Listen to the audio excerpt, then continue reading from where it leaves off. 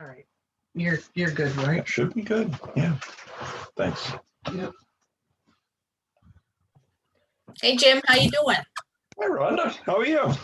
Good. You looking Okay. good? What's new? What's that? What's new and exciting?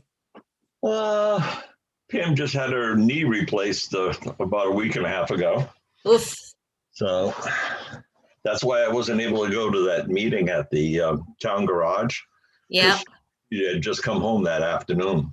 I wasn't at that meeting either. You growing your hair out? Looks good. I am. I'm growing it out again. I couldn't stand it being short. Really? It's that inner hippie in you. So what have you been up to? Oh, same old, working, going away, having Lot of fun, work. trying to anyway. A lot of work? Pretty slow, steady right now. My busy season's over, but it's very, very steady. So, which is good. Yeah, we've been crazy busy for almost a year and a half now.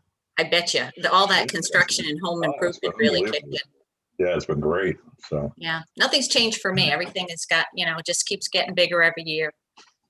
end of May, we're heading out to the West Coast. Well, we bought an RV. Ooh, that's And new and exciting. so we're leaving for 6 weeks. Last week of May, all of June, and the first week of July, we're going out to the West Coast. We're going to go to all the national parks and stuff like that. That's part of my bucket list is to go to all the national parks. So you're going to do a cross-country road trip. That's Yep. awesome. Yep. And then next year, we're going to go up to Alaska. Very cool. Drive up. So that'll be pretty cool. Yeah, Oh, it's a haul. good for you. Does your wife drive the RV too, or are you doing all of it? Oh, sure. Yeah, We didn't buy a big one. We only bought a 24-footer just because we don't, as you get older, navigating things are, get a little trickier and stuff like that. So it'd be tricky for me to navigate a 24-foot camper. this is actually very small compared to most of the ones you see out on the road. But you know what? It's just the two of us, so. Hey, you know what? The time to have fun is now. That's the way I look at it. Dogs with us, so. But no, Good for you. so I'm pretty excited about that. So, yep. Any big plans for the summer? No, I might go to Florida. My sister's daughter is a big in ballet. So she goes to some special ballet thing every summer. So I've been meeting them just to catch up because I don't see them, maybe once every year. Yeah. I might do that. Oh, That's good. about it. Yeah, all we've been doing is working. Well, I do my 4 vacations a year. That's mandatory. I started that like 5 years ago, just to go away once every 3 months. I do end up working. It's a working vacation, but as little as possible, just to get away and refresh. Well, Diane, our friends Diane and Al. Yeah. Well, they're down in Florida right now, and what she does is she'll do her work during the morning till noontime, and then she takes the afternoon off. You can't beat that. But she's got it all figured out where she's going to be able to basically almost live in Florida and do all her work that's up here. That's great. That's one of the pluses with the COVID is the remote stuff. It makes things a little bit easier in that aspect. Yeah. Well, she's found that she doesn't have to drive 1 million miles a year now. Is she still working for Connecticut? I don't think so. I'm not sure. I know she's her own agency now. Perfect. That I'm positive of. And her daughter and her son-in-law are working under her. Yeah, so she's not working for Connecticut. She's the direct sales. So that's great. Yeah. So she could manage the whole thing remotely. Well, that's exactly what she's learned out of this whole pandemic is. Yep. It's a whole different way of doing business. I have found though that I thought, because most of my clients, a lot of them are seniors, and I thought, because of the pandemic and they're elderly and stuff like that, that they wouldn't want to have face-to-face, but I gave them the option. I would say 90% of them wanted face-to-face. Yeah. Yeah. Well, that makes them feel more comfortable. Yeah. Hey, Rob. Word. Hi, Rob. How are you? He's muted. He is. Unmuted. How's everyone doing? How you doing, Rob? I'm doing well. How are you all doing? We're hanging in there. I got my last COVID shot today, so Yeah, me too. That's awesome. got that taken care of. You too, Wow. Steve? Yep. Got the second one today. Oh, How you guys feeling from the shot? Second one. So far, no reaction for me anyway. Good for you. Jim? I haven't had any reaction yet, but they say it takes a few, maybe 12 to 14 hours. I heard they took one of them off in Denmark or I don't know, somewhere abroad, one of the manufacturers temporarily. Oh, Which really? one did you guys get? Yeah. I did the Moderna. Same. It wasn't that one. Did you go to Day Kimball Hospital? I'm sorry? Did you go to Day Kimball Hospital for your shot? Not the hospital itself, but yeah, one of their facilities, Plainfield. Oh, okay. Because I went right to the hospital and it worked out beautiful. I was in and out of there in 25 minutes today. Yeah, same for me. It was Yeah. just they want you to stay for 15 minutes to make sure you don't have a Correct. reaction. But aside from that, Correct. it was immediate. Yep. But I'm glad to have that behind me. Me too. Now you can take the RV out cross country. Hi, Aaron. Hey, Rhonda. Yeah, I'm looking forward to getting my shot. Hey, Aaron, how are you? Supposed to wait 2 weeks after the second shot before full impact, I think. Correct.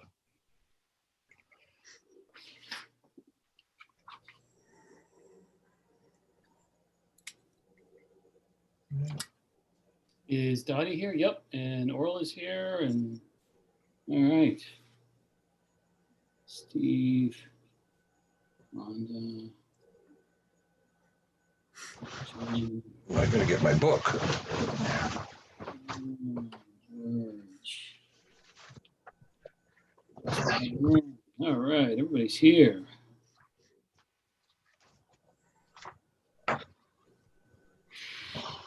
Well, it's 7:01 and all the Board of Finance members are here. Dottie's here. I see Orla's on the line. Yep. So we'll call this meeting to order. So call to order and roll call. That's the first item on the agenda, and the minutes will show that all 6 members of the Board of Finance are present. Yep. Next item on the agenda is correspondence.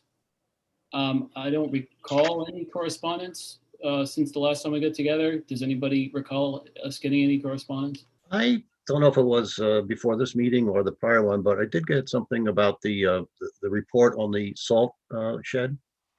Oh, yeah. I assume everybody got it, but I got that too. You're right. I can't remember if it was before this meeting or before the last meeting. right. So, Yeah, that's my only question, I guess. I'll find out when it was, and unless Dottie was copied, I'll let her know so she can make note of it. All right. Any other correspondence? So we'll move on to citizens' comments. Is there any citizen who has a comment at this time? And we're doing our 3-minute rule like we usually do for budget season. Any comment at this time? I guess this is probably the best place for me to share a comment. It's not really it's not my personal opinion about something. It's just that I got an email forwarded to me from Dottie, and it was originally written by Marie Monjo in the Selectmen's office. It says, "Hello, everyone. We've reactivated the email. It's the email known as budget@thompsonct.org. For questions and comments on the FY 21 to 22 budget, please spread the word." So I'm spreading the word. I know sometimes we get on these budget Zoom meetings and we've got 40, 50 people, and unfortunately we don't tonight, but I'm spreading the word. So anyone who's hearing, if they want to share comments or questions to budget@thompsonct.org, when we're not having these workshops, they're certainly welcome to use it. And I'm Aaron McGarry, and I live at 254 Chase Road in Thompson. All right. Any other comments? Any other citizens' comments? All right. Hearing none, we'll move on to budget workshop. And I know in the past, so that department heads and folks will kind of have a sense of what meetings they should attend. We kind of take it from the top. We start with revenue, and then we go right down the line through the general government budget, and we review all the pages, ask questions, et cetera, et cetera. So that way people can kind of get a sense of how much progress we made on the first night, the second night, and so on.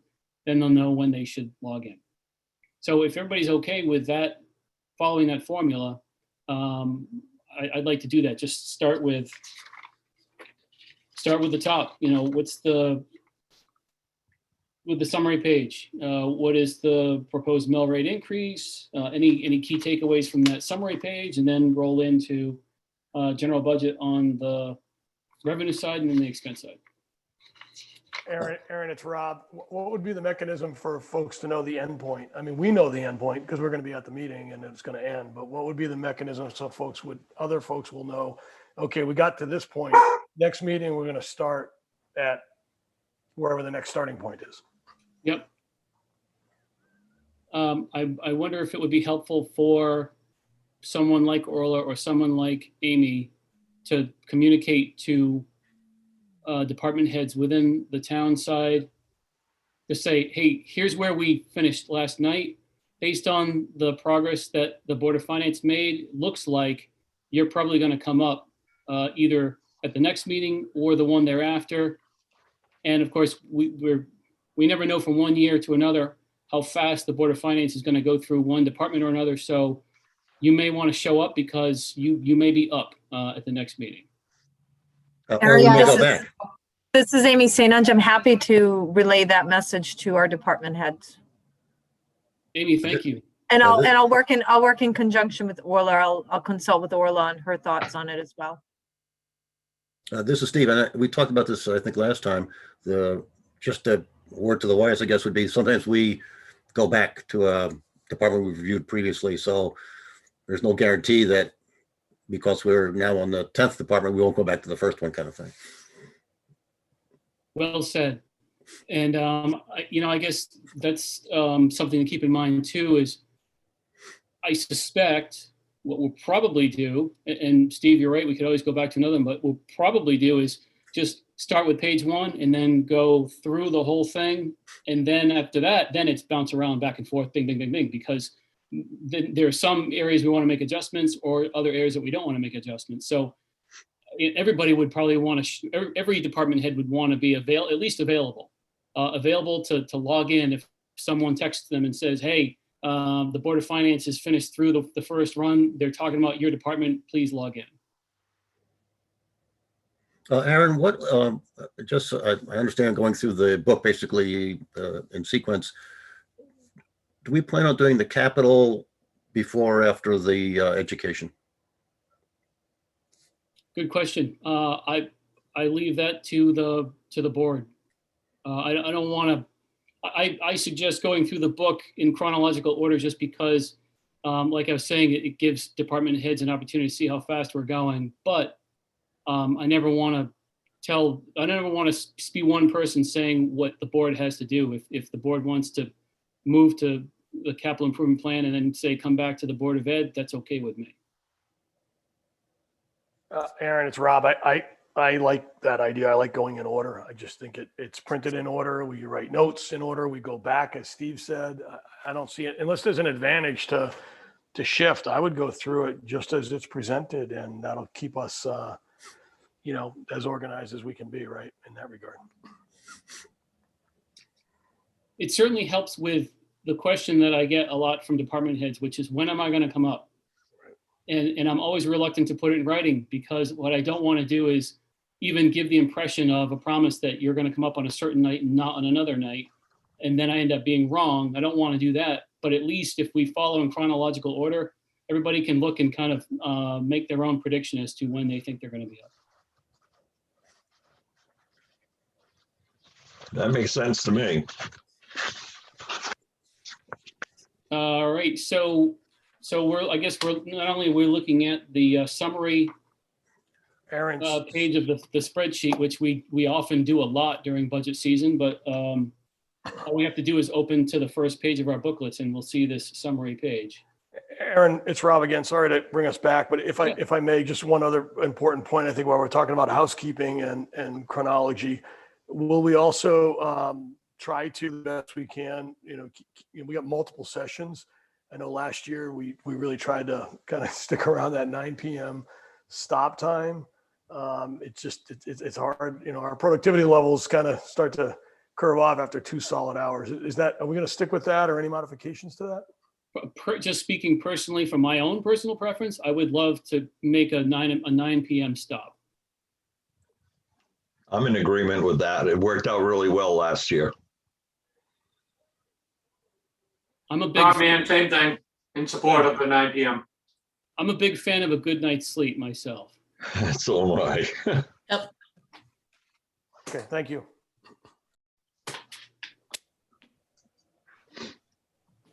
So here we are looking at the summary page. As proposed by the Board of Selectmen and the Board of Ed combined, it looks like it's a 1.58 mill rate increase. Anyone have any thoughts or questions that they want to share at this juncture before we step off into the details? All right.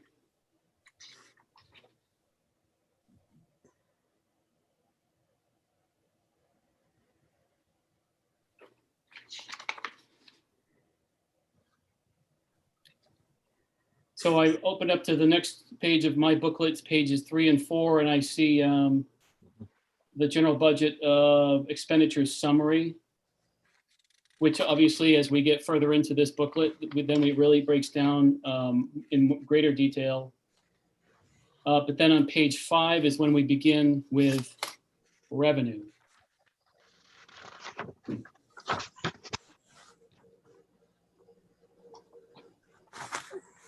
And I know there's some items in revenue that we've talked about in the past, like whether it be fees from the transfer station. I think there was I recall there was some discussion about transfer station fees for, what was it, contractors, if I'm remembering that correctly.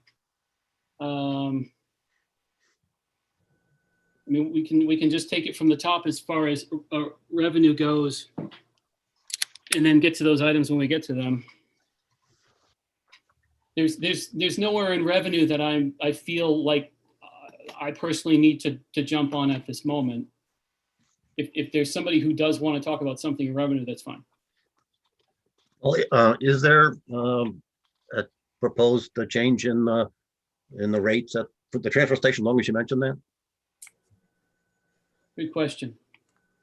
I don't know if there's anyone. I assume Amy maybe could address that. Yeah, I don't know if there's anyone who can answer that question at the moment. Is Amy there, or is Orla there? Is anyone able to speak to? This is Amy St. Ange. What was the question again? I'm sorry, Steve. I wondered if there was in the budget, if there's any proposed change in the fees at the transfer station. The fees for the transfer station permits? Yes. At this time, it hasn't been discussed by the Board of Selectmen as far as a change, because we had enacted that $20 increase. Certainly, we know that we're far lower than most of the other towns nearby us. Woodstock is $190 a year. So that's certainly been a part of the conversation amongst myself and Rich, but it has not come to the Board of Selectmen at this point. So the budget proposal is no change? There's no change at this point, yes. Thank you. Amy, you said Woodstock is 190 or I 180? believe so. That's what Maggie Houlihan, she's works in the Assessor's department, and she has a permit in Woodstock, and that's what she had quoted for me. And what are we? 120. Okay. Yeah, and So Amy, it is something to be considered, but the Board of Selectmen has not discussed it as of yet. Got it. are there any of the other fees that anybody might be, any of the income lines that are budgeted to change, I guess is my question. In speaking with Rich, currently the fees that they charge for bulky waste are balancing out what's being taken out.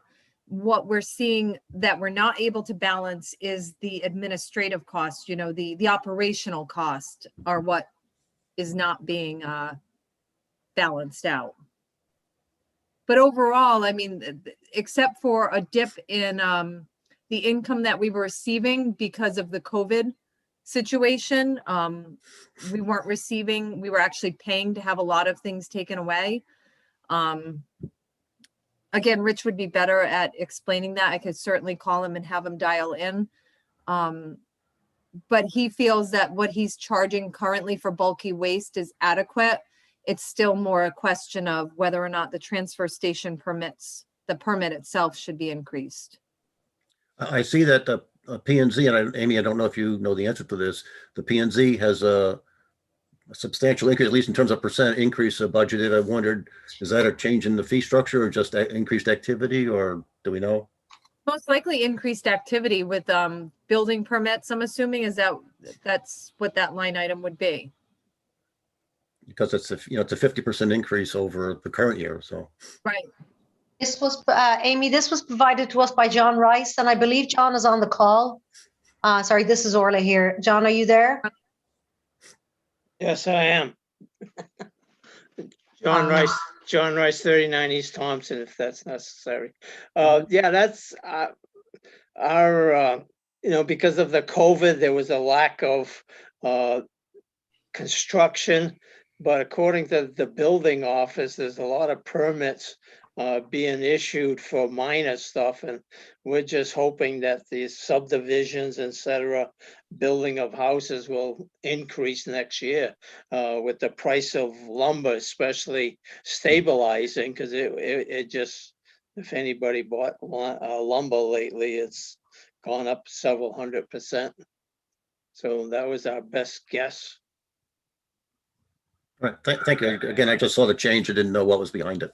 Thank you.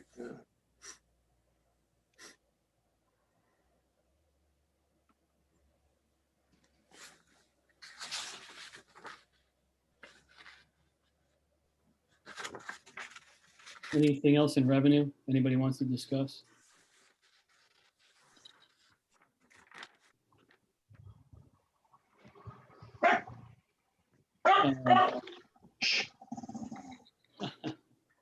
I noticed that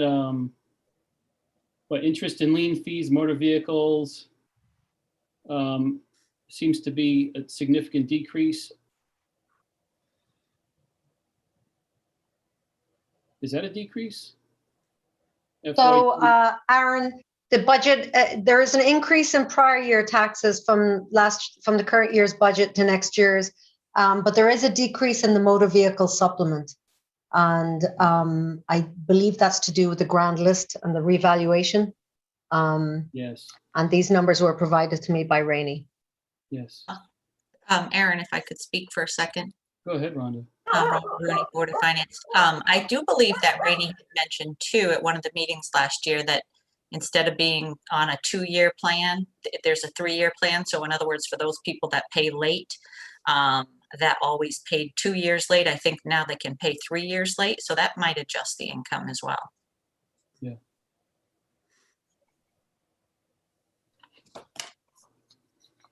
Orla, you mentioned revaluation as an impact on this. Would that affect the vehicle? Well, not necessarily revaluation, but the grand list, the valuation of the grand list for October 20 versus October 19.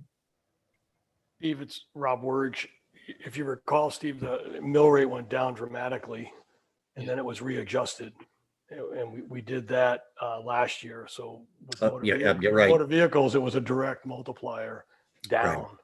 You're absolutely right. I'm not surprised at that 250, and that's gone. Like that's got to be recouped somewhere else. Yeah, right? because that really wasn't offset by a change in valuation. It was only real estate that made the big change. That's correct. Yeah, That's it. yeah, thank you. That's a good insight. Thank you. Yeah, when you do the revaluation, you don't reevaluate the automobiles, just the real estate. And so anybody who's paying car tax, they really do get a significant tax cut on the taxes they have to pay on those vehicles.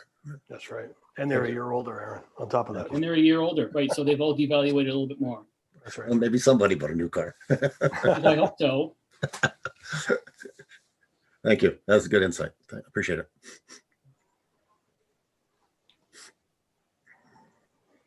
Anything else anybody wants to talk about in revenue? The only other item that comes to mind, Aaron, and I don't know if we can even project it at this point, but it might create a little bit of upside throughout the year, is that if we are seeing that activity on the building permits and we do see these developments, there's two pretty significant ones underway.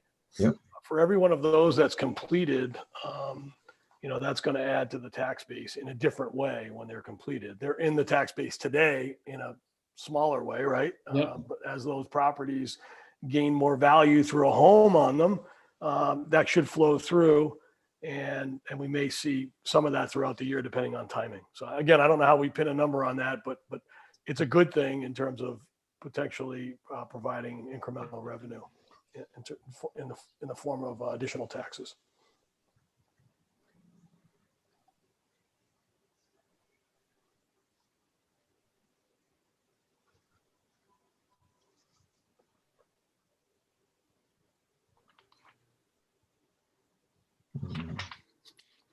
And then I noticed it's fuel reimbursement income, 440349.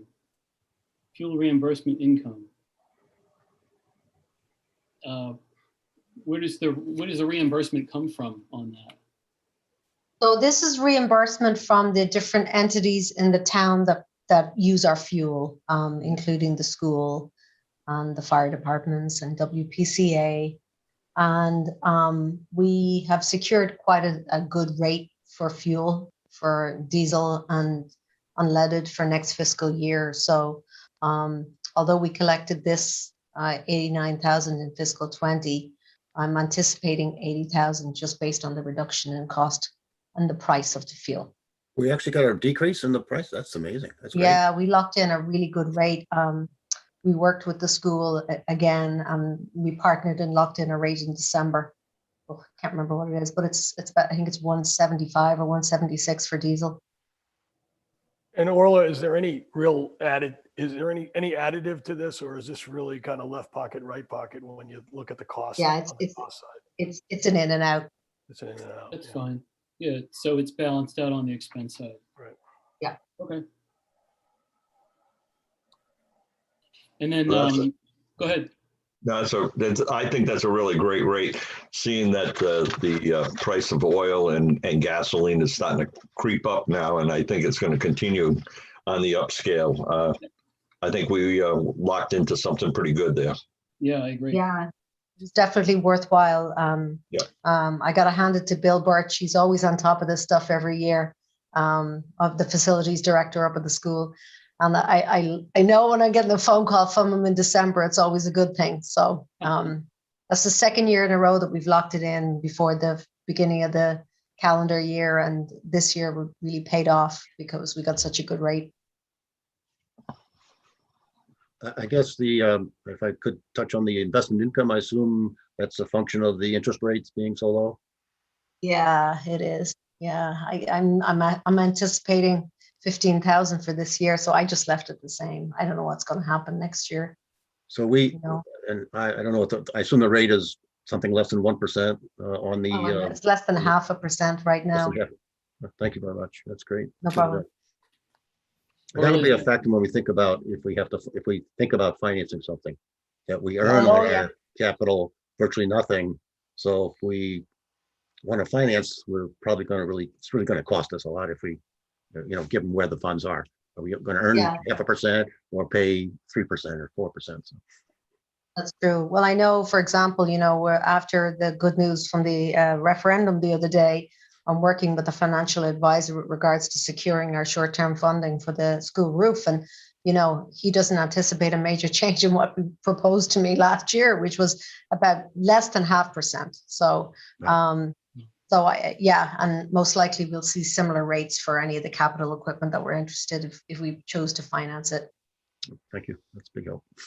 Orla, that 0.5% that we're getting in this line item, finance investment, is that the short-term investment fund that's offered by the state? It's a combination of that and also our money market account. Yeah. And any CDs we have. Yeah.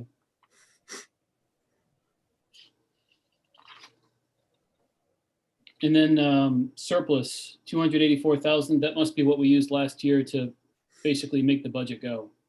It is, yes, that's correct. Okay.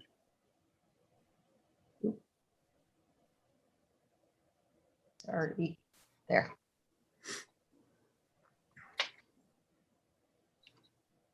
Any other comments on the revenue side before we get into the expenditure detail?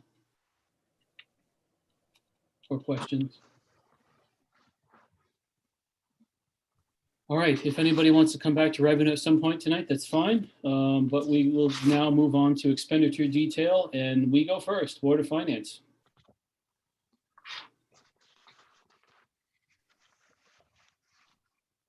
Looks like we're up by 4140.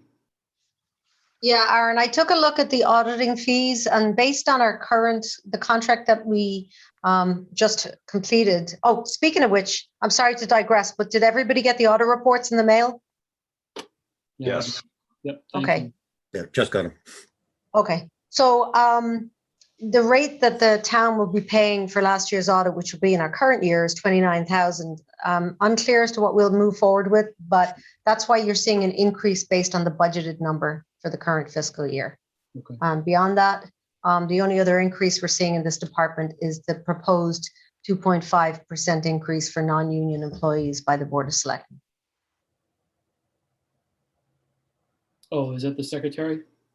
Yes. Who does an outstanding job, I might add. Absolutely. We definitely agree with that. Any questions on this section of the budget? Just a general format, Orla, the increase decrease number is based on versus the budget or the, never mind, you answered my question there. It's against the budget rather than the estimate. Thank So you. the first column is against the estimate and the second column is against the current year's budget. Oh, okay, gotcha. Right, super. Oh, it's right in front of me. Thank you. Okay.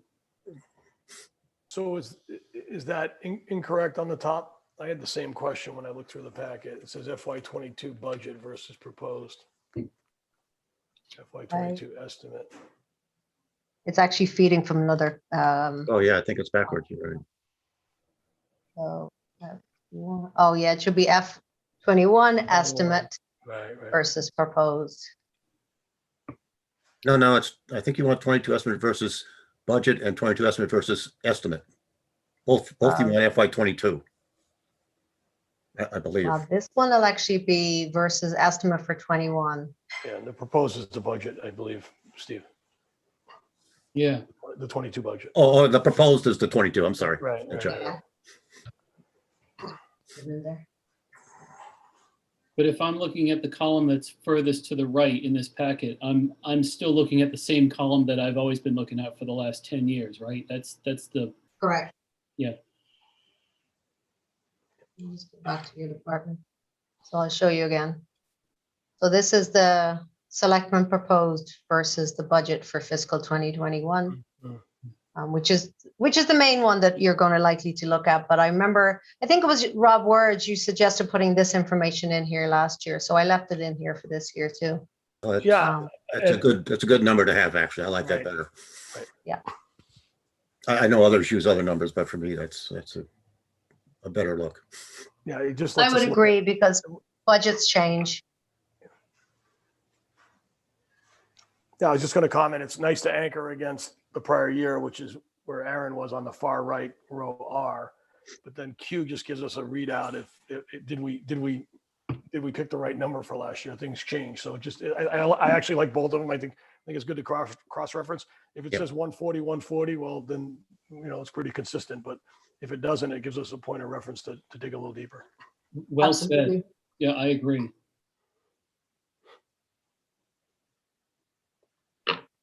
Anything else on Board of Finance? All right, we'll move on to Board of Selectmen.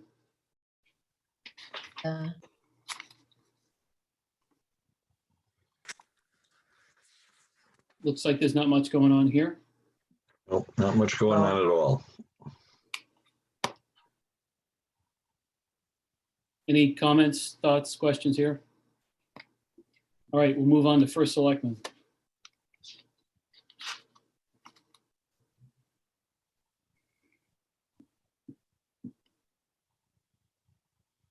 Am I reading this right? The first selectman is taking a $10,000 pay cut?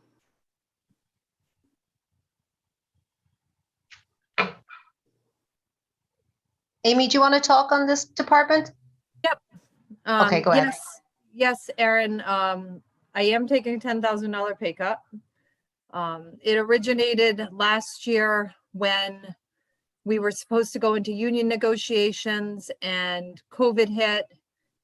And we made the assertion that the contract, we would just extend the current contract. Well, if we extended the current contract that was in place, that would have meant that the staff would have gotten a 2% increase, the union staff. In order to absorb that, I gave up 10,000 of my salary, and the Public Works Department gave up $10,000 in summer help. So that absorbed that 2% because we had put everybody in at flat. And I was happy just keeping it this way because I felt that 50,000 was a fair wage for the position that I was in. Amy, that's admirable, but I don't think that's appropriate. The position is full-time and it deserves the pay, at least the pay that we had in there last year. It is I appreciate full-time, your but training. I work 8 to 2, so I put in 30 hours a week, plus the meetings that I attend.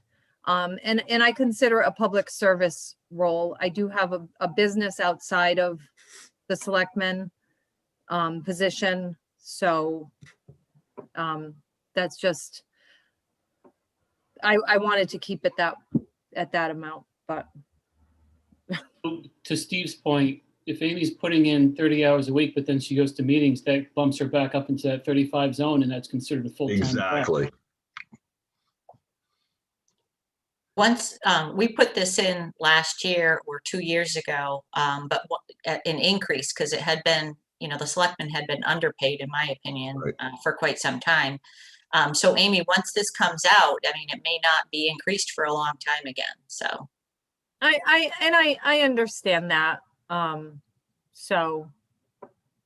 Again, Amy, I appreciate your volunteering this, but Right. Again, this is not just for you, it's for a first selectman going down the road in the future years, and it needs to be appropriate for the position. And again, I really appreciate your suggesting this, but I don't think it's right, in all honesty. It was, honestly, it was difficult for me after last year.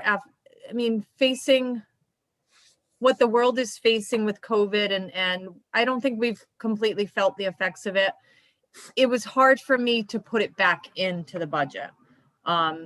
So it's entirely at the discretion of the Board of Finance at this point. But I had a hard time. I felt I needed to absorb it still. So I would suggest if you would like to donate it to the town or something, fine, but I wouldn't. Right. Again, Okay. I don't know what the other members feel, but I really wouldn't.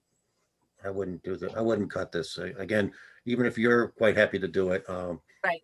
Again, going down the road, there'll be future first select persons, and we want to be able to offer something that's appropriate. Absolutely. And you're right. And I had said when we were in our budget workshops that I would just take the 50,000. So I'm happy to donate it back to the town. I'm in completely agreement with Steve.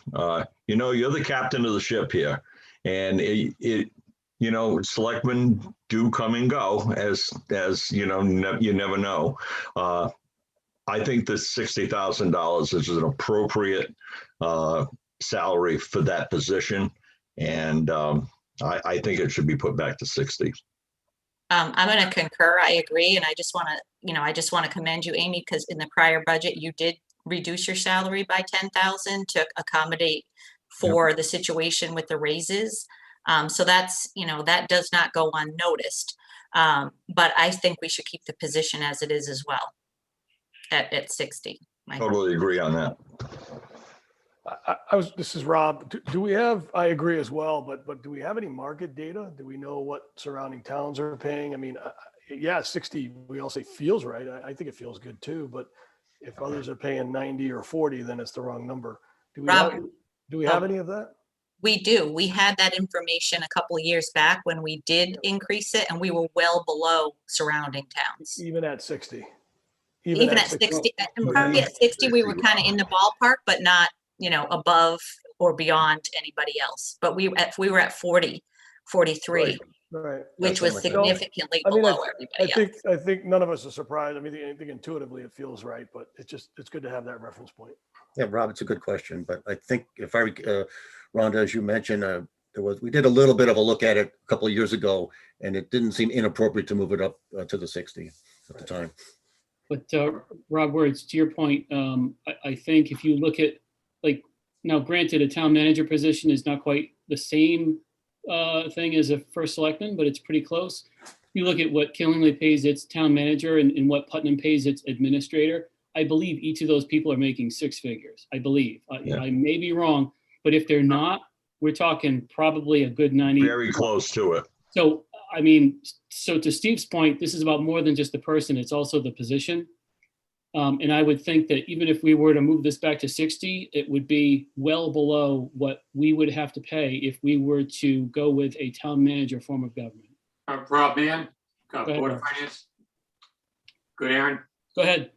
I can't commend Amy enough for taking a $10,000 pay cut on her own. I mean, that's unbelievable. But I have to agree. Rhonda brought the information last year to us from many towns, and $60,000 is a fair pay. This is somebody that has all the responsibilities of every department. If somebody screws up in a department, it reflects back at that selectman. Not only that, but as we all know, job security as a selectman isn't all that great either. I mean, they take a position, they get elected, and they can get out of office as easily as they got in office. And it's, I don't want to say it's a temporary position, but the way our town is laid out and the way votes roll out and things change, you have to learn the job. Somebody walks into the job, they have to learn it all over again. By the time they learn the job, sometimes they're out. So I want to thank you, Amy, for that sacrifice, because that's what it basically is. But I believe it should be $60,000 also, because the knowledge that you have to, the things you have to deal with in the first year you're in office, just to get equipped to be able to handle a position is worth that pay. And to take that hit right away, it's commendable. Thank you. In addition to that, to get somebody to want to run for selectmen that is dedicated to do a good job and just to run. I mean, people think that, everybody wants these positions. In reality, that's not the case. So that's another factor. Again, just to echo that, Rhonda, Amy's, I think, fortunate in that she has the flexibility, but for many people, this would be the one and only job that they would have. Yes.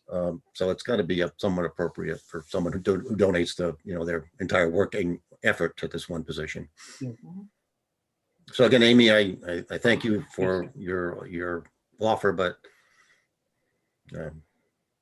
again, it sounds like everybody on the board is feeling the same way, that 60 sounds like a more appropriate number. Yep. And Rob Words, again, I am as Good. well. I didn't say that on the opener, but I was more or less asking the question so we had some background. Yep. Other than just feeling it was low. And thank you, Rhonda. The other thing that came up last year was the fact that every one of the other departments heads were all making more money than the selectmen. Yes. And we just didn't feel as though that was the correct balance that we needed here. I mean, I'll go ahead and make a motion that we move the first selectman's salary back to $60,000 if somebody wants to second it. I'll second that. All right, it sounded like a few folks at the same time, but I saw Rob Word seconding it, so I'll just give him credit for this one. So there's a motion that's been made and seconded to restore the first selectman's salary back to $60,000. I'll just go around the table. Steve, Yes. Rhonda, Yes. Jim, Yes. Rob Word, Yes. Rob Mann. Yes, Rob Mann. I'll vote yes, that's 6-0.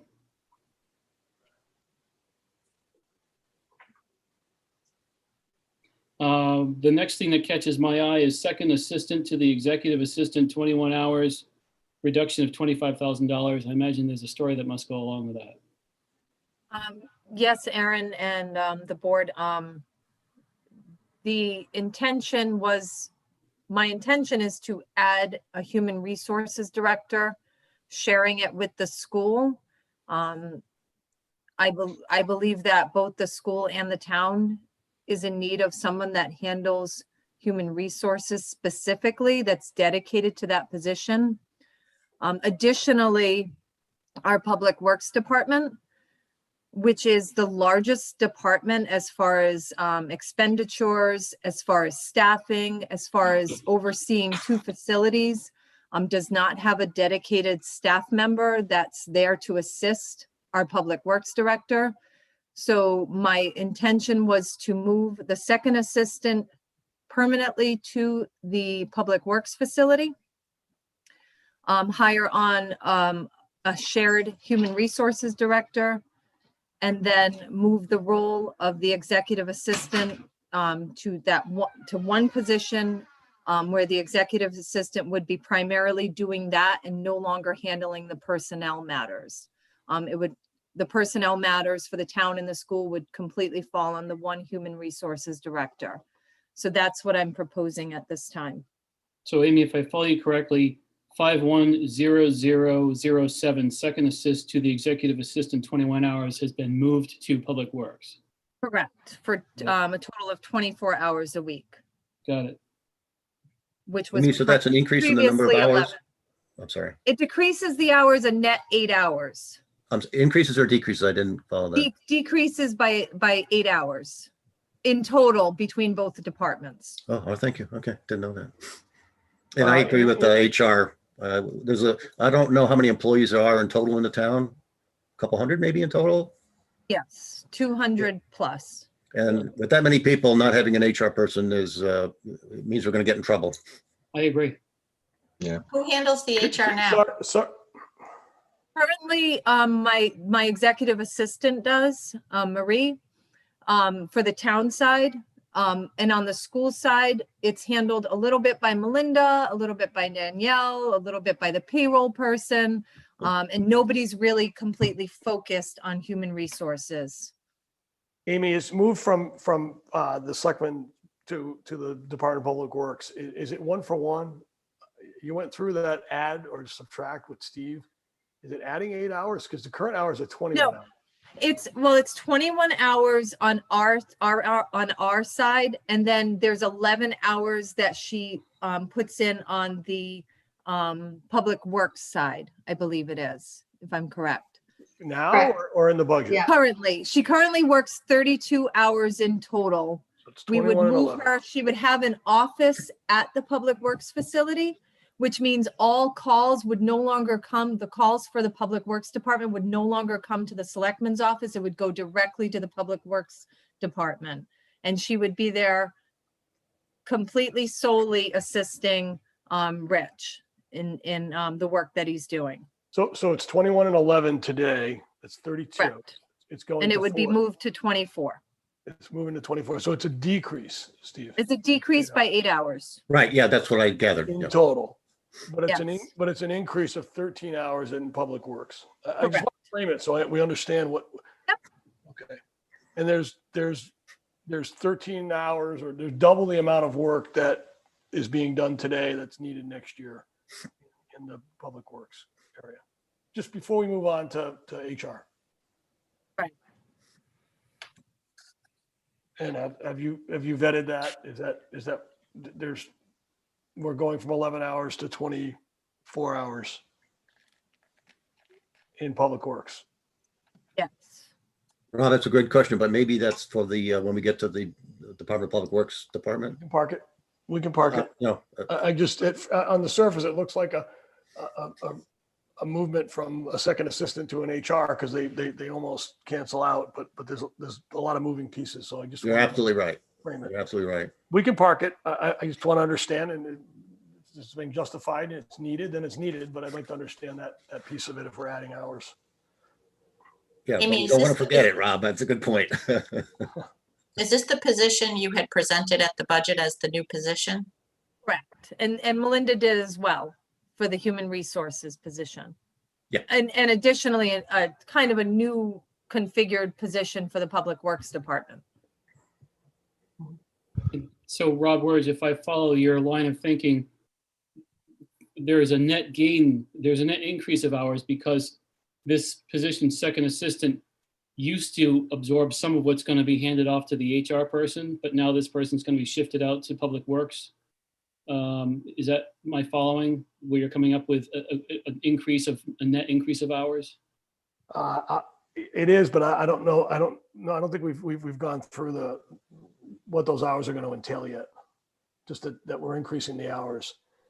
So that's what when you were saying increasing hours, is that what I just wanted to follow what you're thinking is that That's correct. we're assuming that the HR position is picking up some of the hours that used to be covered by the second assist that's being moved out to Public Works. That's correct. Yeah, okay, got it. That makes sense. So moving to the HR position, That's it. I guess the one thing that jumps out at me, I totally can see the liability around not having the HR position and having 200 employees. So I think we all kind of understand that, and the amount that you're leaning on legal and outside services that are not inexpensive to answer questions around critical HR questions. So I get all that, and I think Amy, you know, it's a great move to look to that. I guess my question would be, at the level and what you're looking for and what you need, can you find someone that'll do that job at $60,000? Yeah, I mean, Oh, it seems, at least from the HR people I know in my HR world, to get an HR director, they're not out there for $60,000. So do you have any thoughts or comments on that? Or is it more clerical administrative type HR work, or is this more heavy lifting around policy and decision-making? I think probably leaning more towards, well, a little bit of policy, a little bit of clerical.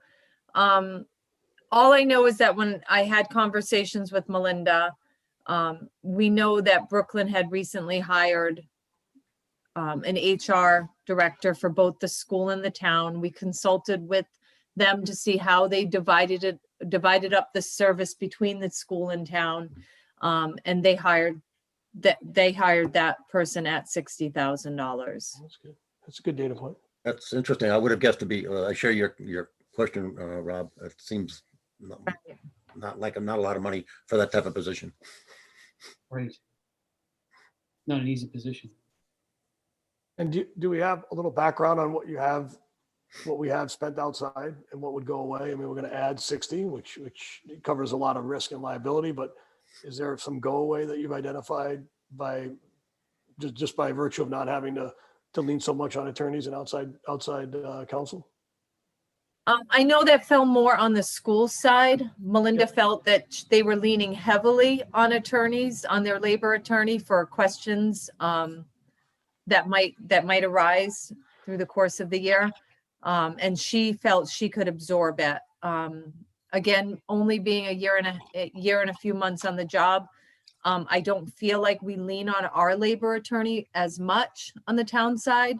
In fact, we recently did our union negotiations for our union contract without legal counsel. Walked away with a very nice contract that was fair to both the town and the employees. So I think it falls more on the school side than it even does the town side. And the need, honestly, is a lot higher on the school side than it is on the town side. But I think the town will stand to benefit from having a dedicated human resources manager. Aaron, can I ask a question? Oh, Jim. Rob, I just would mention that I know I've listened to some of the school, the Board of Ed development of their budget, and they were planning to actually, I don't remember the numbers, but to actually, this would relieve some attorneys' cost. So I know they addressed it in that way. I haven't gotten into the town budget whether we change the attorney's fees for this, but I do know that the Board of Ed has addressed it in that manner. Thank you, Steve. Go ahead, Rhonda. I was just going to say if 75% of the job is going to be utilized at the school, obviously because they have more employees at the school, then maybe it should be a different split. That's all I was thinking. Like maybe 25% town, 75% school for cost. If she's going to be spent, or he is going to be spending more of their time at the school. Or 2/3, 1/3 or something. Yeah, Rhonda, I I think that's a good point. I Right. agree. It's based, typically you'd base this on population, and the school has, you know, a lot more employees than the town, so sharing it differently might be appropriate, but at least in the total budget, if 60 is the right, if we can hire somebody at the 60K level, then we just have to worry about the split. It's not going to change the total budget. No. Assuming we go forward with this at all, but that's. That's right. Amy, would you be able to do us a very small favor, or if someone could reach back out to Brooklyn to find out what do they estimate is the split in terms of that person's time between the town side and the school side? I can absolutely reach out to them and find out. I'll reach out to Rick Ives. And I guess it would be an imperfect comparison because Brooklyn is a sending town to Woodstock Academy. But I guess to what extent we can even ask them what their split is. Let's just say, we know if the split for that person is more school than town and they're a sending town, then we know for sure it's going to be a split that favors the school in our town because we have our own high school. And so there's even more employees. And Aaron, to build on your question, maybe get the split, ask for the split, and then the count of employees on each side, and then that'll give you a ratio. Oh, Yeah, great. excellent. I can definitely do that. Question: if we did move forward with this, would this person be a member of the? Would this person be unionized? Would this person join the union? No, this would not be a union employee. They'd be considered a department head. Okay. Does this 60,000, I'm assuming that does not include benefits, or does that? No, the benefits would come on the Different other end. section? It was sort of my thought, and again, we haven't entirely, unfortunately, worked out the details because we haven't moved forward with the hiring process.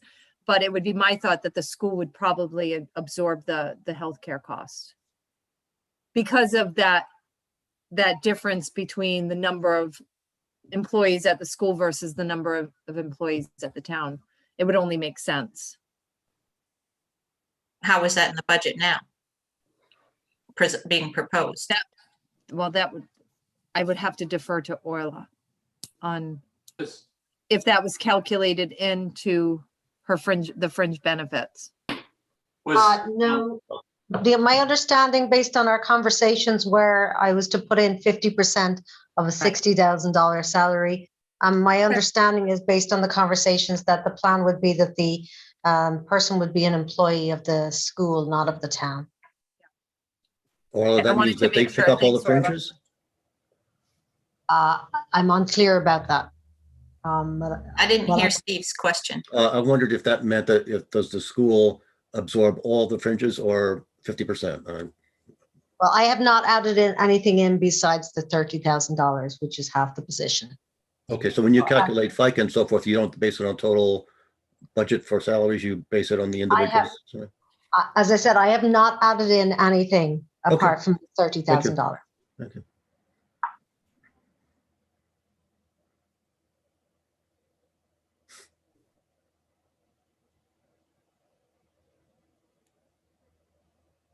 So Melinda, I guess my question would be for you. So is it safe to assume that you included the fringe benefits on your budget for this particular position? I believe Bob did. I'll double check, but I believe he did. So it's a much needed position on both sides. I don't know if, we're going to end up in probably a situation where, we have things that we should be attending to, and just the whole process of human resources this past year, the attorney fees have been staggering because we've had to rely on the attorney for a lot. If there were an HR person that we could have relied on, and we're up on all the laws and regulations with EPSLA and all those leads, I don't think we would have incurred. And remember, we're paying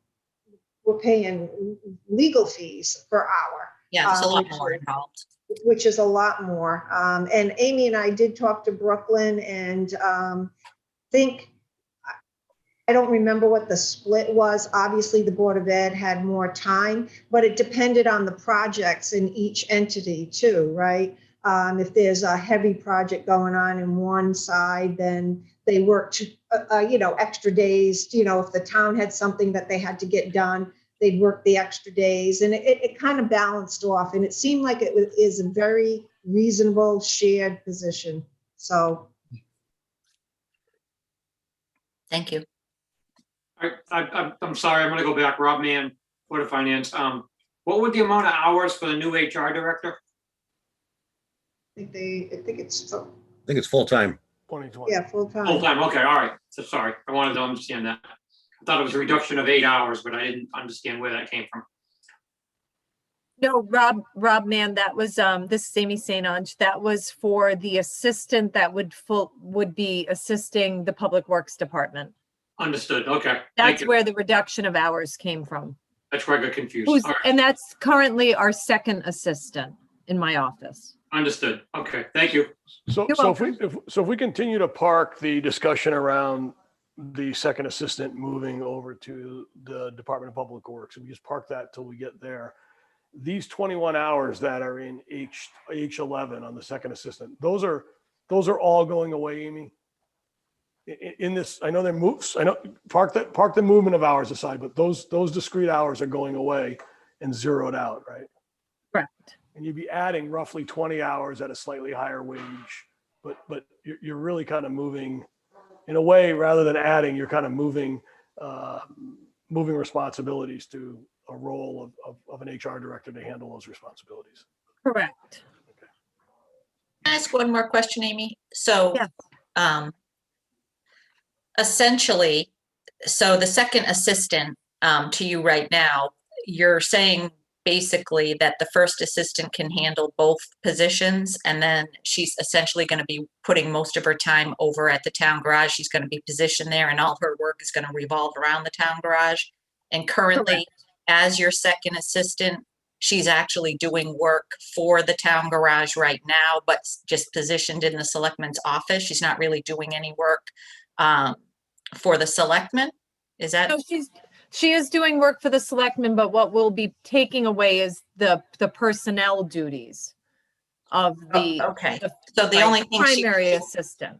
Okay, so the only thing essentially that the second assistant was assisting the first assistant with was the HR duties, and then she was also incorporating work for Rich. No, actually, currently Kelly does the majority of my assistant work. Marie handles a lot of the personnel, the majority of all of the personnel. So there's just going to be a realignment where we have a human resources person that will handle the personnel issues. And then my current assistant will become my primary assistant, and I'll no longer need the second assistant. Because she'll be taking all those HRs, those will be all taken away. She'll be taking the second assistant will be taking over solely Public Works. All calls will be directed to Public Works. And it'll be completely taken out of our office. And then Marie will be alleviated of a lot of her HR work, so that she'll have more time to do the stuff that the second assistant was actually assisting you with, so she could do that. Correct. Yeah, I get you. Thank you. And so, Amy, you had mentioned that, and I know, just to make sure that the second assistant was already doing the work, some of the work of the Public Works Department, but from the town hall. From the town hall. And so theoretically, removing those 24 hours from the selectman's office isn't necessarily 21 hours from the selectman's office per se, because some of those hours were already allocated to the Public Works anyways. Well, Kelly currently is working 32 hours.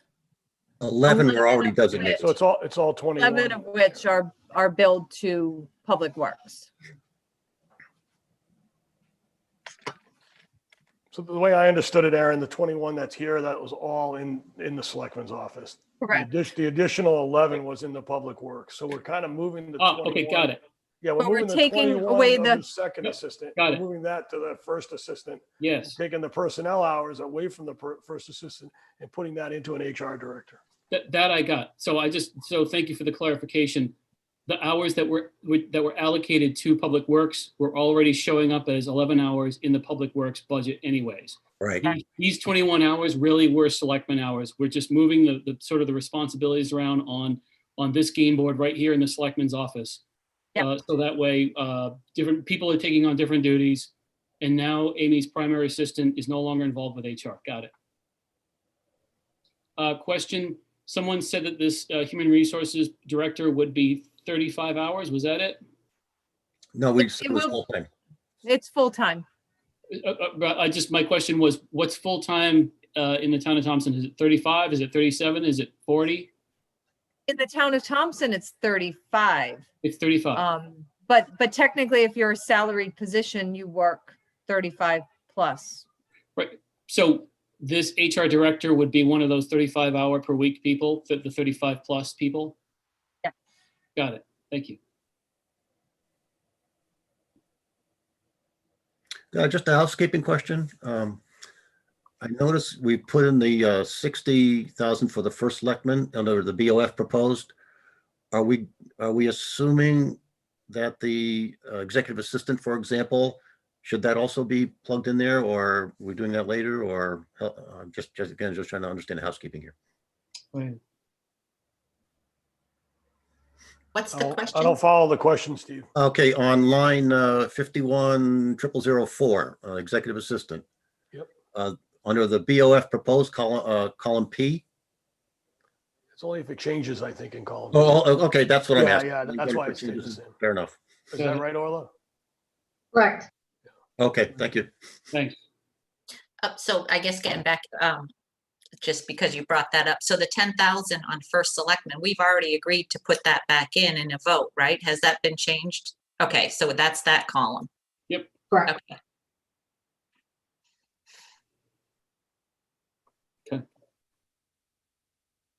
Any more discussion on second assistant or HR director?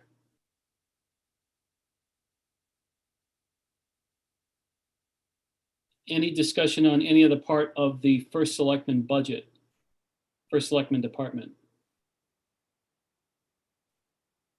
Aaron, the only other question I had, we're talking positions, and when we talk people, will the person that is the second assistant in row 52, I think someone said Kelly, I don't know her, will she be the recommended person moving to the Department of Public Works where she's already spending 11 hours?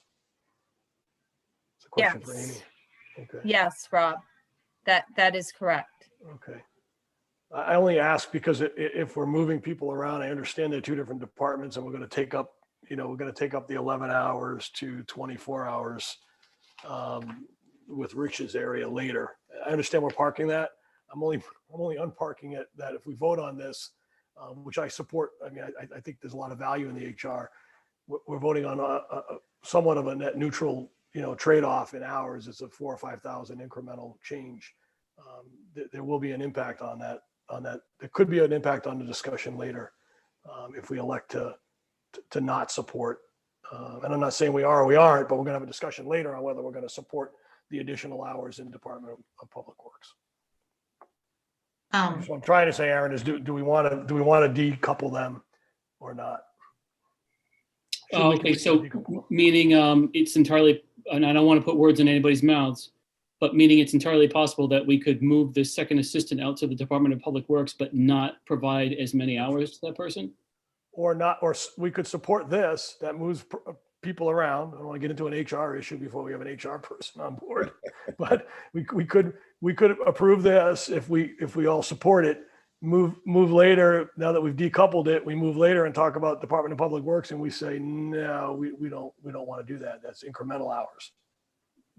Right, meaning maybe not have that many hours out at Public Works once we complete this move here. That's correct. Okay. Yeah, we might say 11 was enough. We don't see where it should go to 24. Right, not that anyone is in favor or not in favor of that. It's talking about the logistics of how to address that when we get to that item on the agenda of the budget.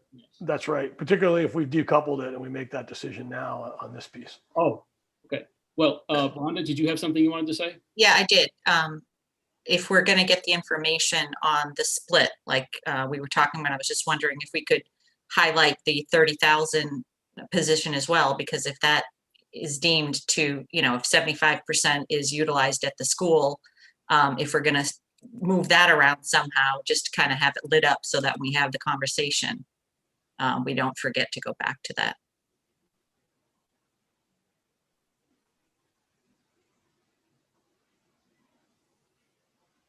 And I'm okay with putting this discussion on hold pending additional information and making a decision on this particular item, not tonight, but on a different night. I'm okay with that.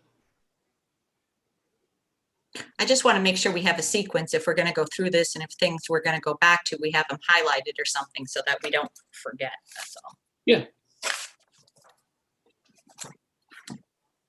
I feel like traditionally, and just because we've done something traditionally doesn't mean we have to do it this way going forward.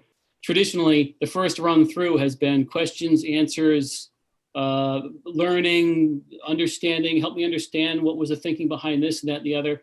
And then we get through it and we all kind of look at each other and everybody kind of has a sense of what they think the proposed mill rate increase might, what kind of, where they think they could tolerate. And then I don't want to say this is necessarily good budgeting, but it's kind of the way that it's been kind of done is you back into it.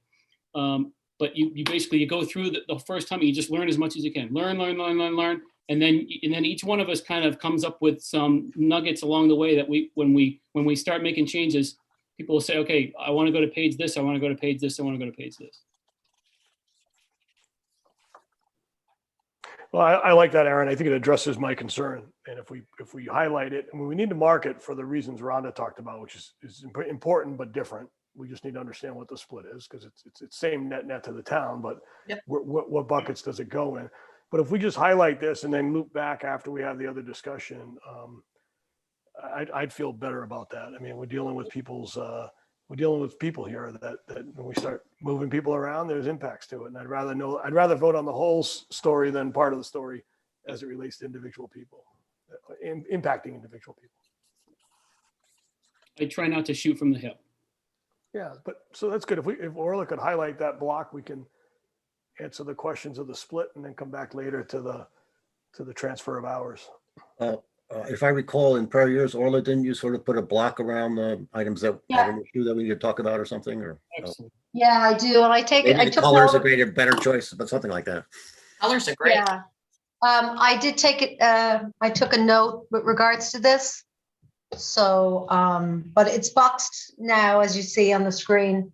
And I took a note that we want to come back to the second assistant and the HR director, correct?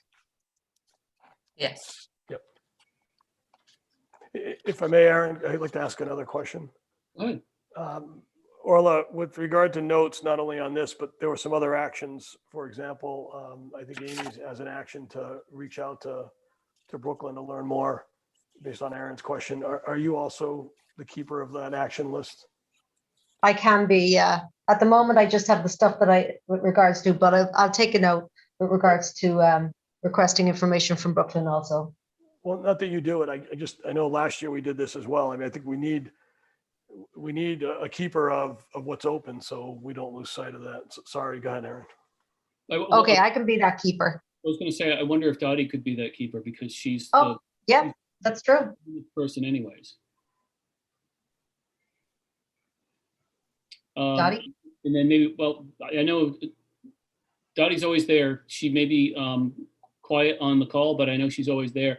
And what she probably could do, I can imagine that she would have a problem with this, is to send an email to all 6 of us with sort of a running tally of what the sort of homework items have been as they accumulate, maybe in bullet format, so that we know as it's as opposed to just saying, here's the ones in the last week, and then it's on us to figure out what was the week before and the week before. You do a running tally, like, okay, here's all the bullets that we've accumulated so far. And then we'll know, it's kind of like a laundry list, a things to do list. So, and then we just add to it, and then we'll know what homework assignments we have to make sure that we check off. Yeah, I think we did Chairman, that. I'll be happy to do that. I think that's great, Aaron. I would add an owner too. So we have the description and then a clear owner on who's following up on it. Thank you, Dottie.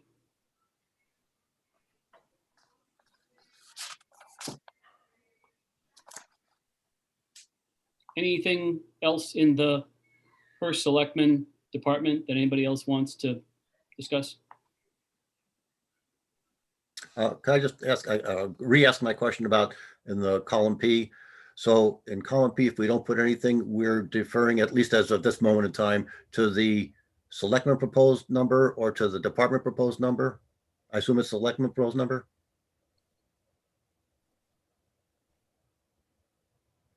That's the way it looks to me. Okay, fair enough. But I'm just saying that's the way it looks to me. I don't want to speak on if Orla knows otherwise. So guys, I guess what I've done in the past is at the end of each meeting, I've updated that column. So you're right, Steve. At the end of it, as the only item that we have in that column right now for any of the departments is the one that we've changed so far. Okay. But after this meeting, I will copy everything in from Selectmen proposed. That way I can adjust these calculations and make sure they're current and they're appropriate with regards to the right columns. So that's what I will do at the end of the meeting. I ask only, it's a very minor thing, but the recording secretary line, for example, line 55, I think it is, the department proposed and Selectmen proposed is, no, sorry, go back to where you were. I apologize. Oh, okay, sorry. Go ahead. It's off by just a few dollars, but I just wanted, if we're not addressing it, we're assuming the Selectmen proposed is what we're going with, for lack of a better term, I guess, at this stage. Okay. And again, we're looking at the difference between 2796 and 2865, a minor amount, but we're sort of deferring to the Selectmen proposed number, which I agree with. I just want to make sure that's exactly what we all understand. Okay, that's what I'll be putting in. Okay, thank you. Good point, Steve. Thank you. Anything else in the first Selectman department? All right, we will move on to IT services and supplies. And the first thing that probably jumps out to all of us is maintenance agreement.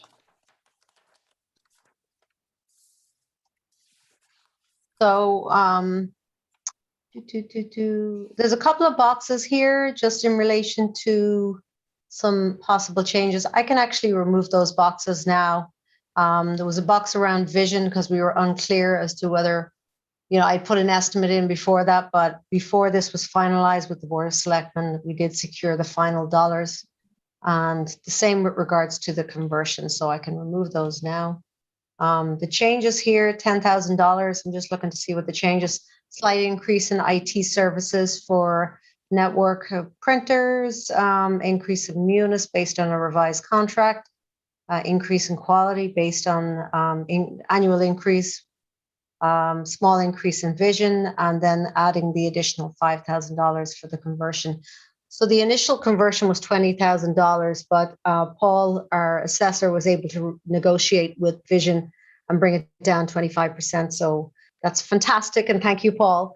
But we had already encumbered 10,000 of this at the end of fiscal 20. So we are proposing an additional 5 to secure the conversion, which we're unclear as to whether we'll do before tax bills go out or after, but it'll certainly be sometime during calendar year 2021.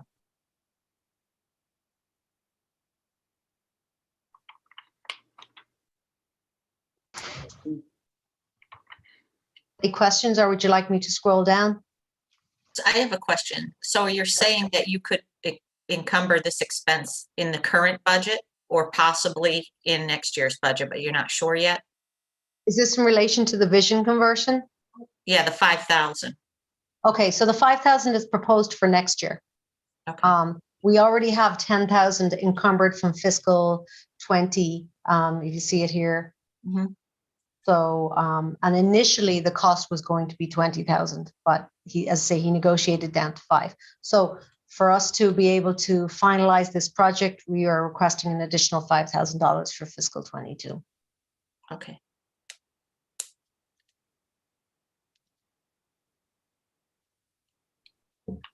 Oral, is this one of these things where it's like it is what it is? I mean, we're working with a third party and this is the contract and this is. Yes, but yes, it is. But good for Paul. He did negotiate it down from 20,000. So, and eventually we have to do the conversion. I know with Diana, who was the prior assessor, she was on the fence with regarding doing the conversion also. And Paul chose to leave it for a year before he had to move forward with it. But it's getting to the stage where he'll have to move forward, like any software, with so many versions being released. He will get to the stage where the version he has will no longer be supported. So he plans to do the conversion during fiscal 20 or during calendar 2021. So we're not currently obligated to do this?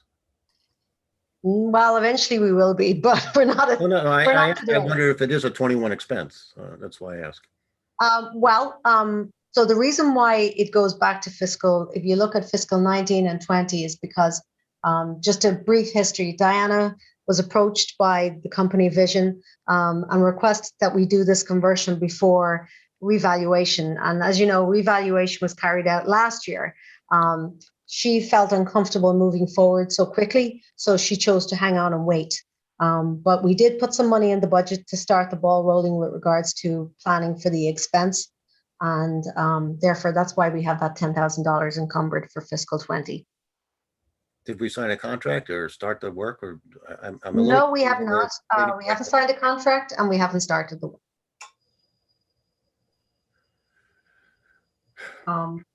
The original, actually, in relation to that 10,000 was the Vision had proposed breaking the cost over 2 fiscal years, so it'd be easier for the town.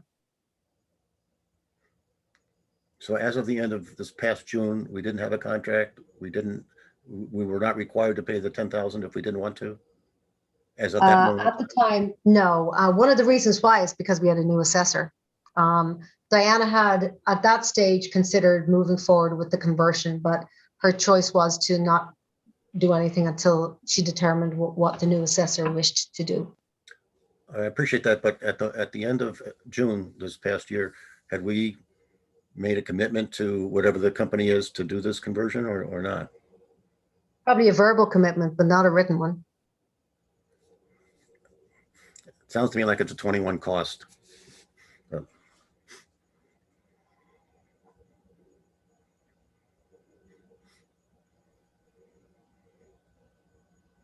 Most likely it'll be carried out during fiscal 20 and 21. The payment will be payment of 50% upon signing of the contract and 50% upon completion of the project. But it takes a while to do the conversion. I'm just concerned about the proper accounting of the timing. You know, part of accounting is to put it into the appropriate period.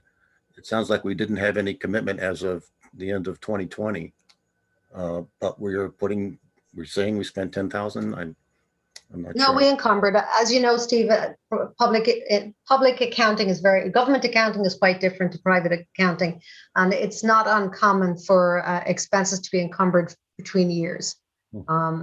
It's something that we carry out in the town, and other surrounding towns and other municipalities carry out the same method.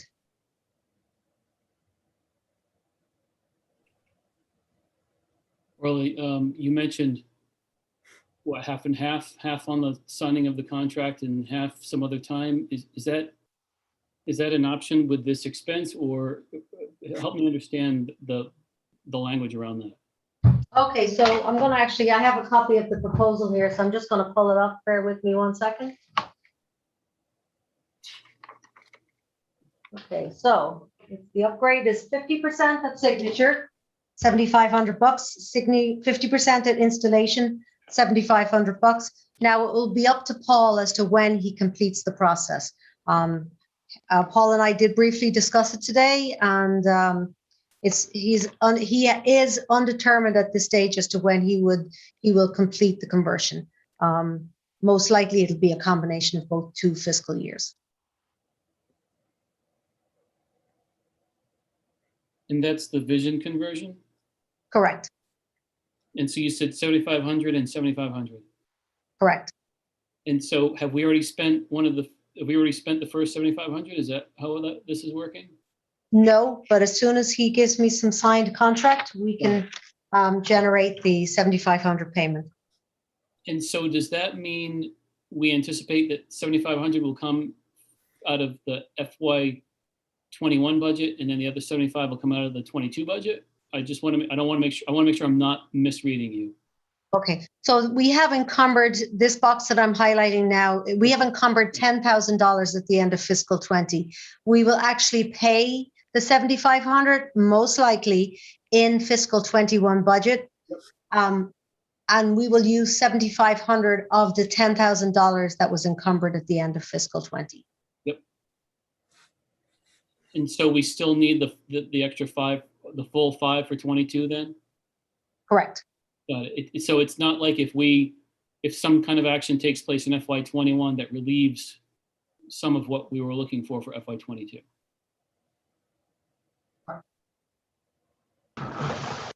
I just want to make sure it's not like if we spend some of this money in FY 21, then we no longer need to ask for 5 in 22 because we've got it covered in 21. I hope I'm not confusing you. At this stage, we're requesting the balance in 2022. Got it.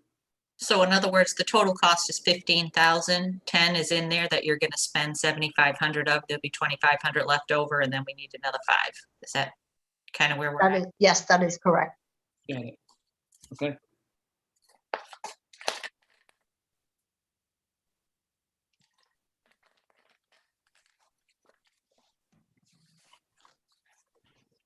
Anybody else on this?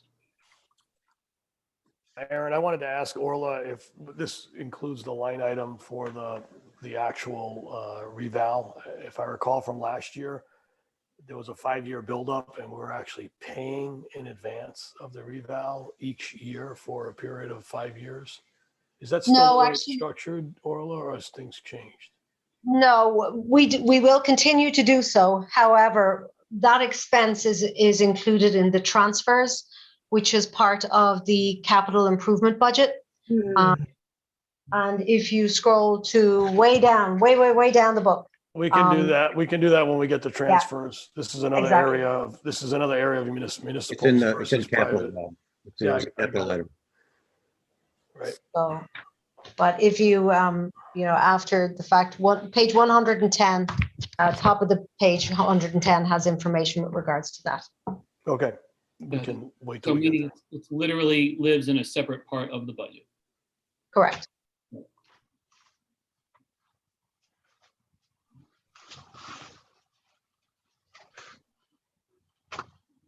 Anything else? Anything else for IT services and supplies?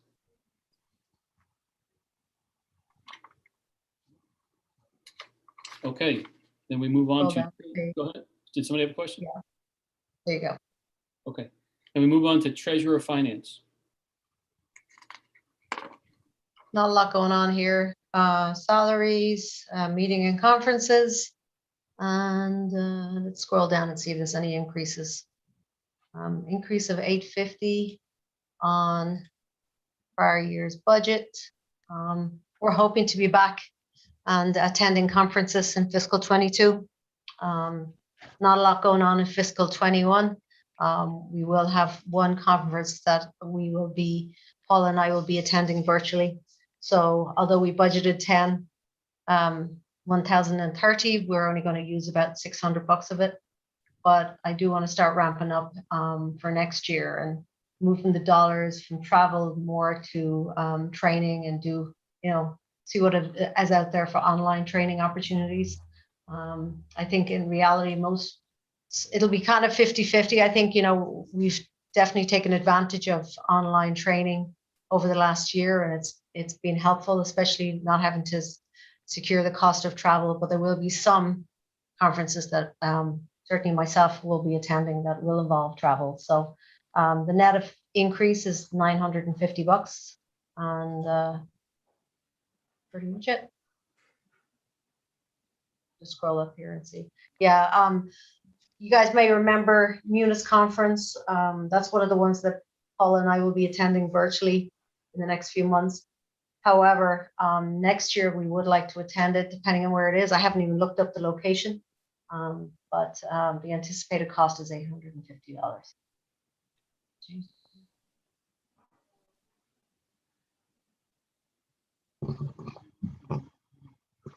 Scroll down.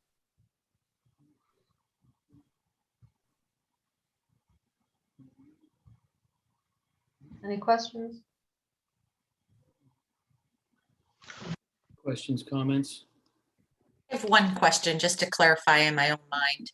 The column R versus column Q. Column Q is what we actually anticipate on spending to the end of this budget year. Correct. Okay. Versus the proposed budget. Versus what was in the budget. So if we're going to go over, we'll know that. If we're under, we're going to know that against what we're proposing in 2022. Is that correct? That is correct. Okay. Thank you. Yeah, so like Rhonda, if you look at the line item called meetings, fees, etc., the proposed for FY22 is 850 higher than was approved last year. But because we didn't use as much as we thought we were going to because of COVID, it's actually 1,285 above estimated for this year. But that doesn't necessarily mean that we are going to save. It's going to go down by 1,285 every year going forward because it was a temporary thing because of COVID. Right. So I'm looking at the line J. That's the current budget that we're in, the 1030, right? And then we're Correct. estimating that we're going to spend by the end of the year less than what we had planned, correct? Correct. That Okay. is correct. And now going back into next year, we're assuming that we're going to spend more than what we had originally budgeted in 2021. And that's kind of where, and then by the end of the year, we will have spent $1,285 out of the 1030. Am I wrong? Am I right? We would have No, been behind. no, we will have spent $595. What the 1285 represents the difference between what is proposed in the budget, which is 1880, versus what we're anticipating we're going to spend for this current fiscal year, which is 595. Okay. Gotcha. So we can understand why, Rhonda, and there's a description as to why that happened, right? They didn't go to the conferences because of COVID is the why. So Correct. the numbers look off, but they make sense. Could I ask on R37, the 1,040? Yeah, 37. Yeah. Yep. Where is that populating from? So current year budget is 52. As you guys know, all salaries were budgeted at 0 increases for the current fiscal year. On negotiation with the union, we did increase the union employees. Hence, there's an increase between the budget for fiscal 21 and the estimate for fiscal 21. The union contract, the union employees negotiated a 0 increase for fiscal 22 based on the fact that they did receive an increase in fiscal 21.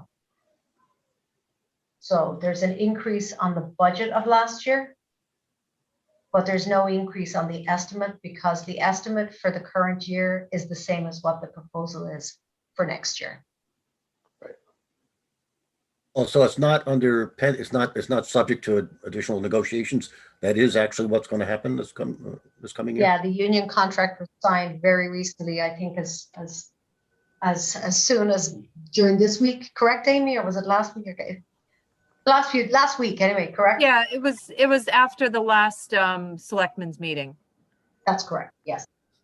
In past years, we've left it blank because we were going to sort of do it overall, but this time it is actually, we know what we have an actual proposal then. All right, thank you very much. Didn't know that. So, Orla, just to make sure that I follow, if this line item financial clerk 40 hours was budgeted for 52,538, in FY '21 and the estimate is 53,578, that means technically we're over budget and it's going to require what do you call that at the end of the year when you move the Budget transfer, yes. There'll be, as part of the budget transfers at the end of the year, all of the union employees who received an increase, we will be adjusting for all of their salaries at the end of the year. technically, the estimate is that we're over budget based on what was approved for FY '21. That is correct. Got it. And Aaron, that's going to be on every employee, every That's union right. employee. Yeah, we're going to see this all the way through. Yeah. Just for union employees. Right. Quick question, Orla, is Yeah. that being offset by the money that Amy gave up in her salary as well as Rich in his department, or? Correct. That is correct. Wow.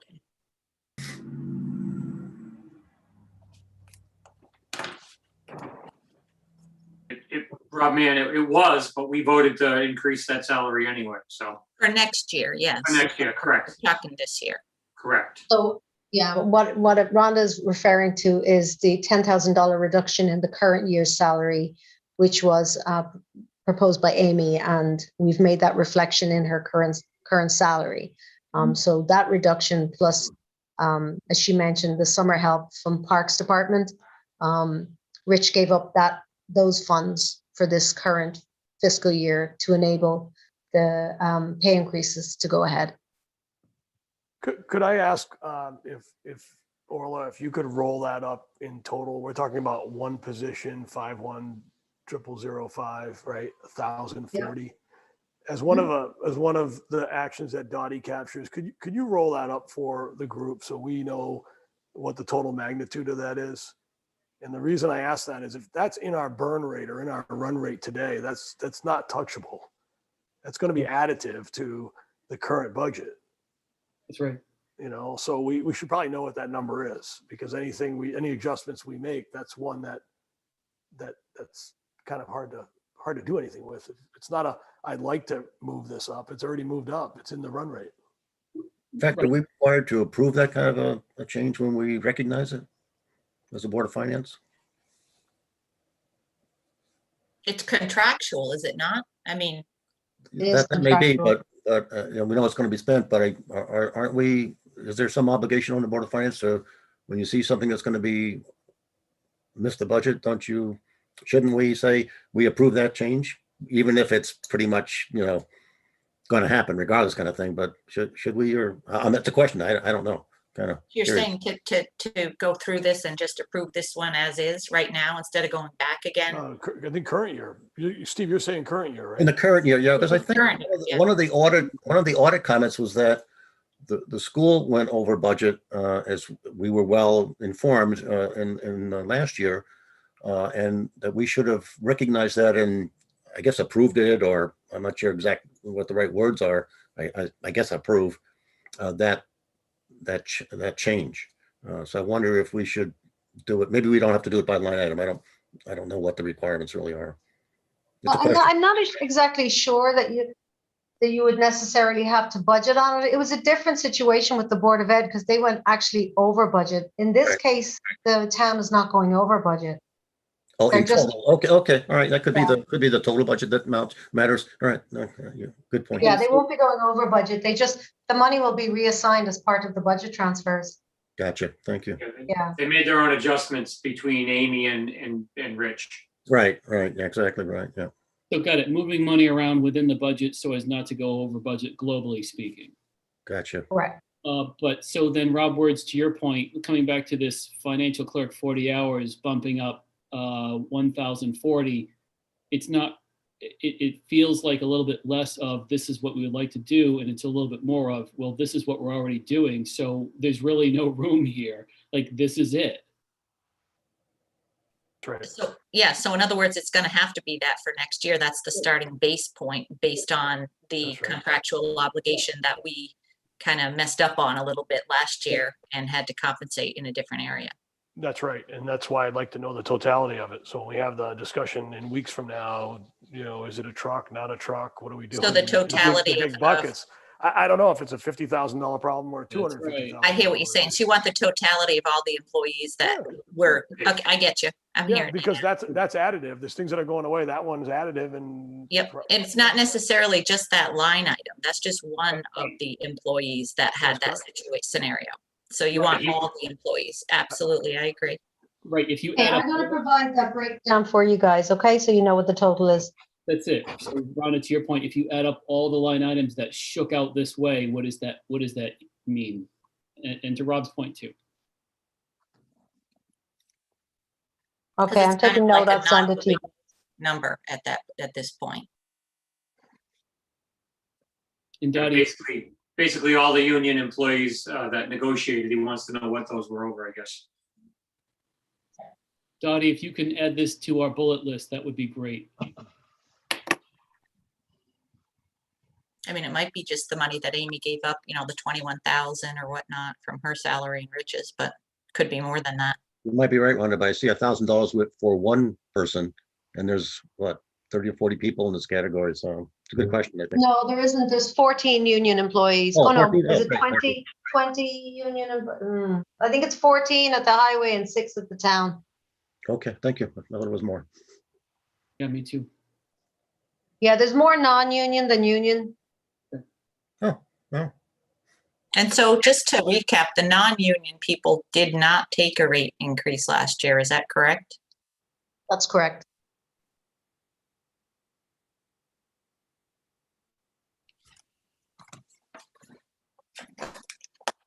Any other discussion on the finance and treasurer department budget?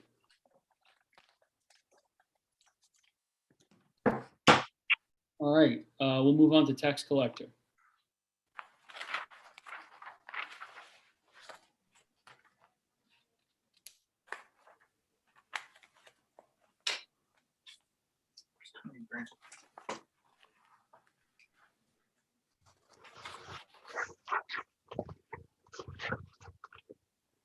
So just by looking at this budget, you can see that finance tax clerk 35 hours and finance tax clerk 32 hours are both unionized based on the way they're showing up in columns Q versus R. Correct. Yeah, so those would be added to the other one on the, yeah, I hear you. So Rob Wurge, I really appreciate you coming up with this idea to add this column because this is very informative. Yeah, and so the 1679 for the tax collector would be a raise, is that correct? Yes, it is. The Board of Selectmen is proposing a 2.5% increase for non-union employees. And so I just want people to keep in mind too, that those employees did not have any increase last year, whereas all the union ones did. That's correct. I think it's important to recognize that.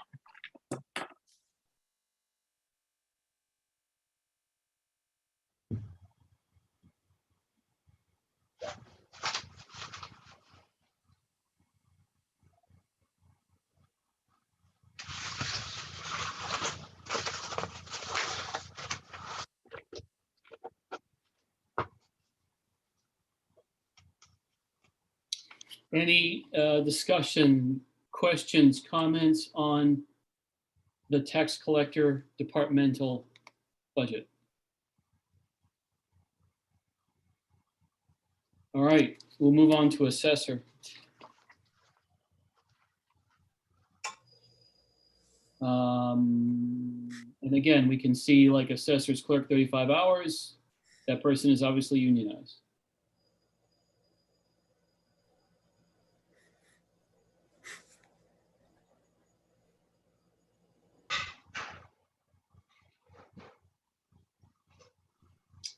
The assessor in training reduction of $42,000, is that because that person is no longer in training is now the assessor, and that's where that compensation is showing up now? Amy, do you want to talk or would you like me to? No, I can certainly, Oh, we eliminated the need for that position when we hired the assessor, Paul Hopkins. Yeah, great. So that was sort of a placeholder position. But we were able to secure a qualified assessor who started, I believe in June of this past year. Yeah, I think that's right. Yeah. All right, and so if I follow the thinking, is that why the assessor line item was so low going back a year ago or 2 years ago? It was down in the 28 to 36 zone, and now it's up at the 82 zone because we've transitioned this assessor in training, and now we put that person into assessor, and now we're just paying this one person in one line item at the level that would be consistent with their pay grade. Correct. Previously, Diana had graciously come back out of retirement, and I believe she was only working 15 hours a week. So this is a full-time assessor. I think she was only getting paid for 15 hours a week. I think she was doing a lot more. Oh, absolutely. True.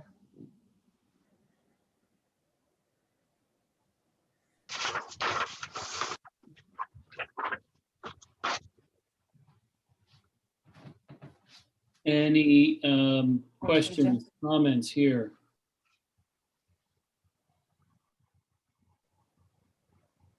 So, so the assessor's clerk, 35 hours is one of those unionized positions.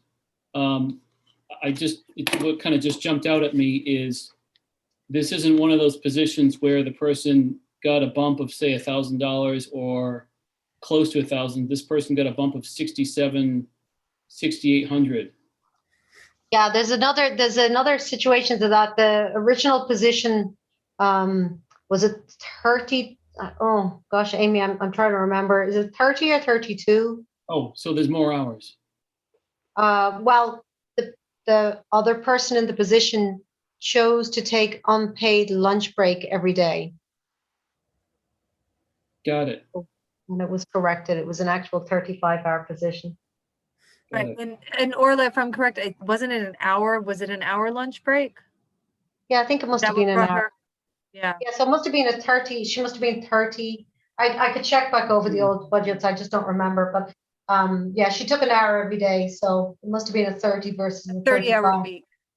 Yeah. Got it. And so that person was being compensated accordingly, basically compensated for 30 hours a week. Correct. But now the person is compensated 35 because the person's working 35. Yes.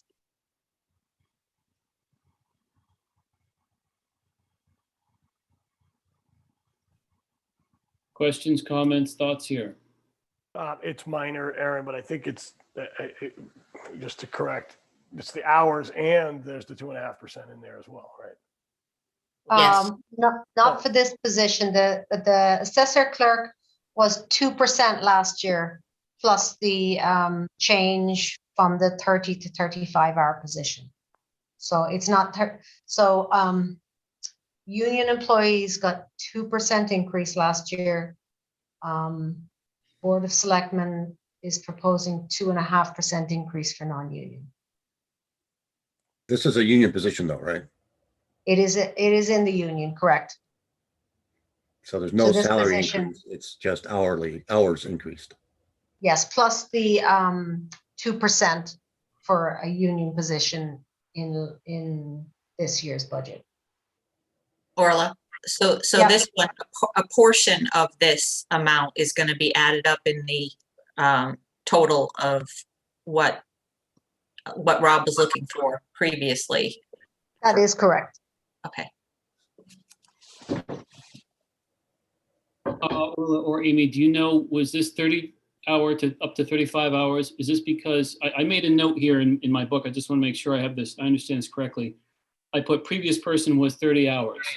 So is different people fulfilling that same role, or is it the same person decided to change the way that this person does the role? It was a new hire. The previous person in that position retired. Okay, got it. Thanks. I just want to make sure I followed correctly with my notes.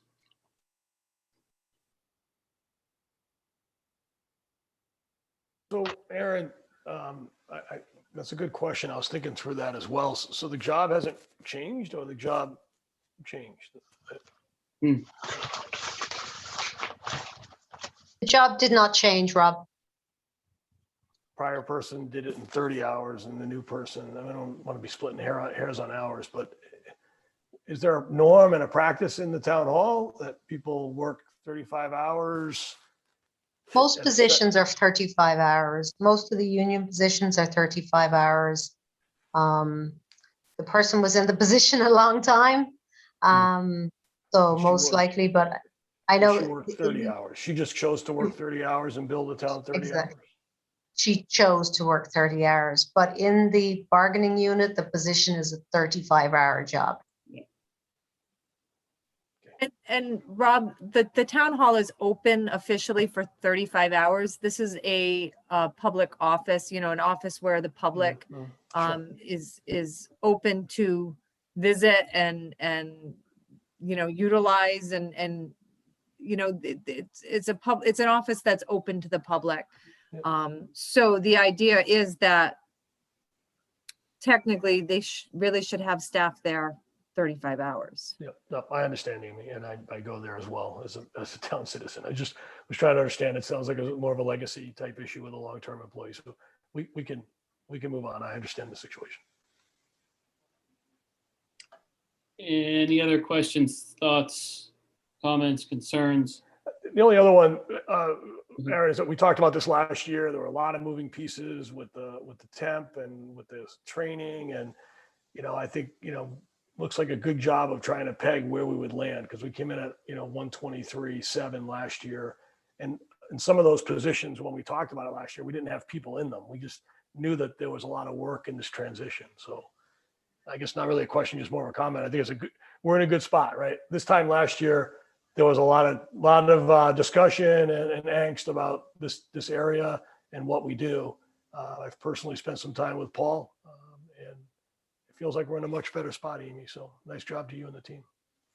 Yeah, I mean, we were at 123 and we're just at 129. So that's really, hitting the ball.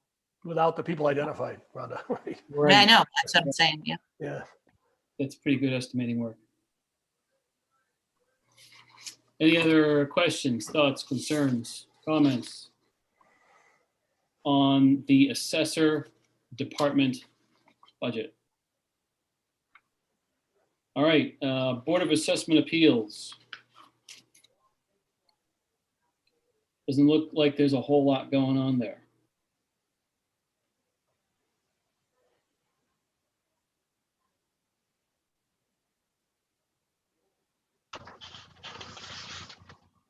Any comments, questions? No. So then if everybody's okay, we'll move on to election and registration.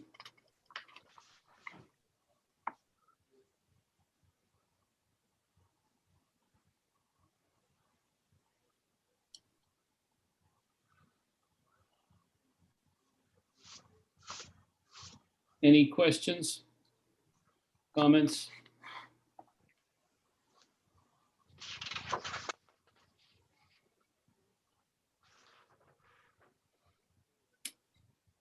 I wonder, some of these numbers are going downward.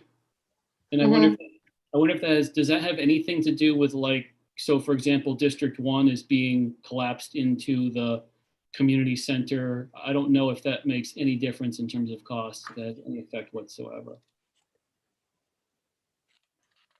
Is Frank or Eileen on the call?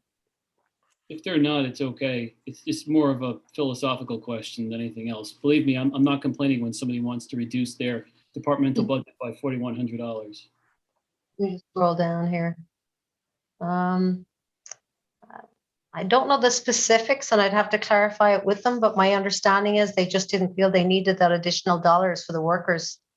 Okay. I will trust their judgment.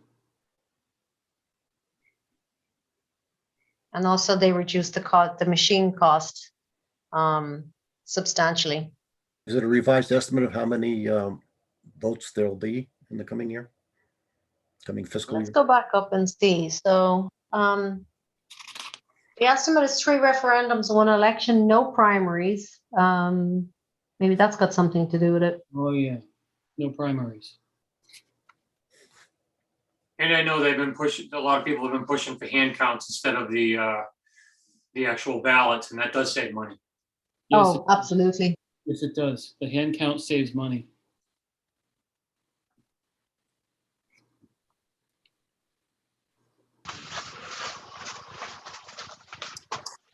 And if I Any, recall, the referendum's a little less expensive than an election or a primary. Yeah. The referendum's only from, what, noon till 8, and the election or primary is from 6 to in the morning till, or 8 in the morning till 8 at night. So it might be a little less expensive with the referendum. Probably. yeah, I know a traditional election goes from, went from 6 a.m. until 8 p.m., right? I think so. So absolutely. Referendum, you don't have to put them there as long. But nevertheless, it does look like there's one less election, one less vote than 21. Anything else here for elections and registrations departmental budget? All right, we can move on to town clerk.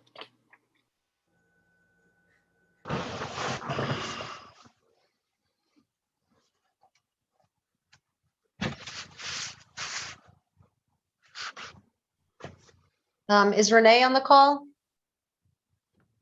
So the only major change, Amy, do you want to talk about this? Just looks, yeah. the index- Sorry, I just stepped out. Yeah, there's, she's going to be doing some additional indexing, microfiching. It's kind of a necessary cost. They have to accumulate so many records for each microfilm. So yeah, that's the way I understood it. If that makes any sense. Renee does a much better job at explaining it. So you're kind of transferring from paper to electronic? Yeah, electronic, yep. And as you can see, it's 1999 to 2020. So it there needs to be several years to make it worthwhile to transfer it.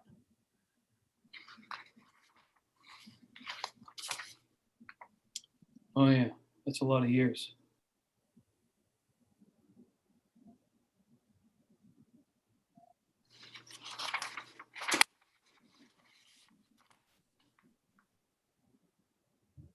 Any questions, comments? I think it would be worthy to understand why it's going up. It's been a line item for several years, right? Is it more years that we're indexing next year than normal, or is it the cost to do it that's gone up? I think it's more years. I mean, it looks like it was 15 last year and 14, 17. Now we're jumping to 20. I think So I what think- she, oh, go ahead. Yeah, no problem. The 14 last year is just our monthly contract with the company. Which I think, oh, I haven't got the book in front of me, but is it 1,400 approximately per month? I think that's what it said, Orla. Yeah. There might have been some additional done in 18, 19, probably some done back here, but this is probably more than what she's done in the past. But I don't recall her asking for that large amount as a difference before. A quick question, Rob, man. Rob. IQS, is that deeds also? Is she microfiching all that stuff, or is this just, it says archival copies of board and commission minutes, which are permanent records? Because I know IQS, I've looked up deeds on that. I was wondering if that's the same thing. I heard Just department.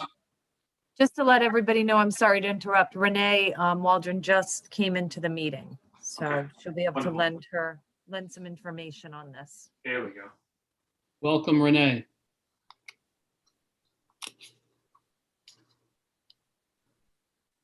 Sorry to unmute myself. I didn't hear any specific questions, so Rob Want me Words, to go in? well, Rob Words, I think you were asking in terms of indexing and recording microfilm, are we doing more than we've done in the past, or is the cost gone up for doing a similar amount? yeah, it's a good question. The microfilm rolls hold about 3,000 documents or pages. And so it takes quite a few years to build up. You see the span we're doing in vitals there from 1999 to 2020. And I think it's going to be about 2 rolls of film. And you don't want to have, do it every year and have just a little bit on each film, because they charge us for the storage of the film as well. It's not stored, of course, on site. It's in Iron Mountain in Connecticut. And so it's just, a matter of waiting enough time to have enough pieces of paper to film. So that's why this is a special project. My goal would be going forward is that we not send everything out, that we then scan everything ourselves onto a disc, and then send the disc to be filmed, which is a lot less cost to have done because we're doing a lot of the work in-house. So once we get everything caught up through 2020, IQS is our land records company, but they also have modules that are we can begin using. They're setting us up right now so that we can do our vitals, index and scan into the system. So I figure we will be able to keep up with that. And again, it will be less that will go out to a vendor to have done. Renee, it's Rob Works. Thank you for that. A couple of quick follow-up questions. Is the 1,400 a month or roughly 14,000 a year that we pay, is that for storage of prior film that we've done in the past? No. So that's why the jump up. You see that there's the special project. We're adding about 5,000, I believe, we put in there for the special project. The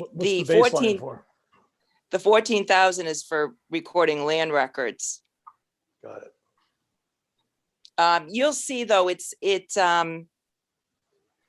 I don't know if we have this year's budget in there. I can't see that, but so it's 1,400 a month. And then, so there's also an online system that folks can, sit in Hartford and sign in with their credit card and print their copies for the whatever land records they need. And that comes off. So we get the dollar off of that. So say it's 1,400 and I don't know, there's $300 worth of copies. We only get billed for the 900, but it's hard to predict. And that definitely has increased during COVID. People were more reluctant to do that because when they're sitting in Hartford and they're printing off those documents, it's costing them $2 a page. We get $1, IQS gets $1.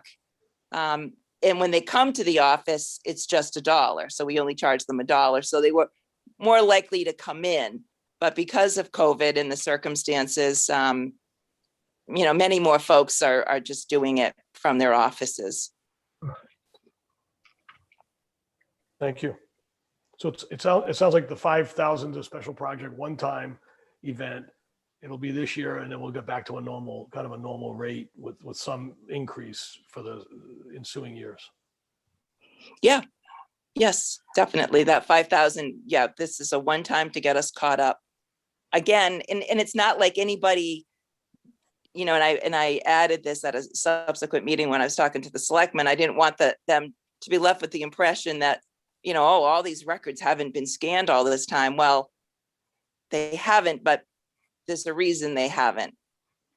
And it's not like our vital records, the one in our vault is the only copy. So we have the original, and the state of Connecticut also gets a copy. So there's a backup until we have filmed.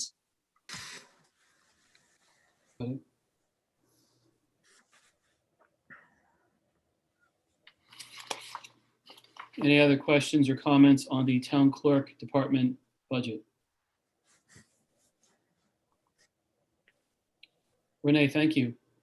You're welcome. Thank you. So we can either move on to town council or we can adjourn because it is 8:58 according to my cell phone. I suspect it'll probably take us more than 2 minutes to discuss some of the budget changes I'm seeing in here. So if it's okay with everybody, maybe we pause for tonight and pick up with town council at the next meeting. All right, Aaron, I'll make a motion that we adjourn. So there's a motion to adjourn. Second. So Steve has the motion and Rhonda has the second. And this is a motion to adjourn. All in favor of adjourning signify by saying aye. Aye. Aye. Anyone opposed? Anyone abstain? So this carries 6-0. It's 8:59 PM. And thank you much, everyone. We'll see you next week. All right. Good night. Good night now. Thank you. Good night. Good night, everyone.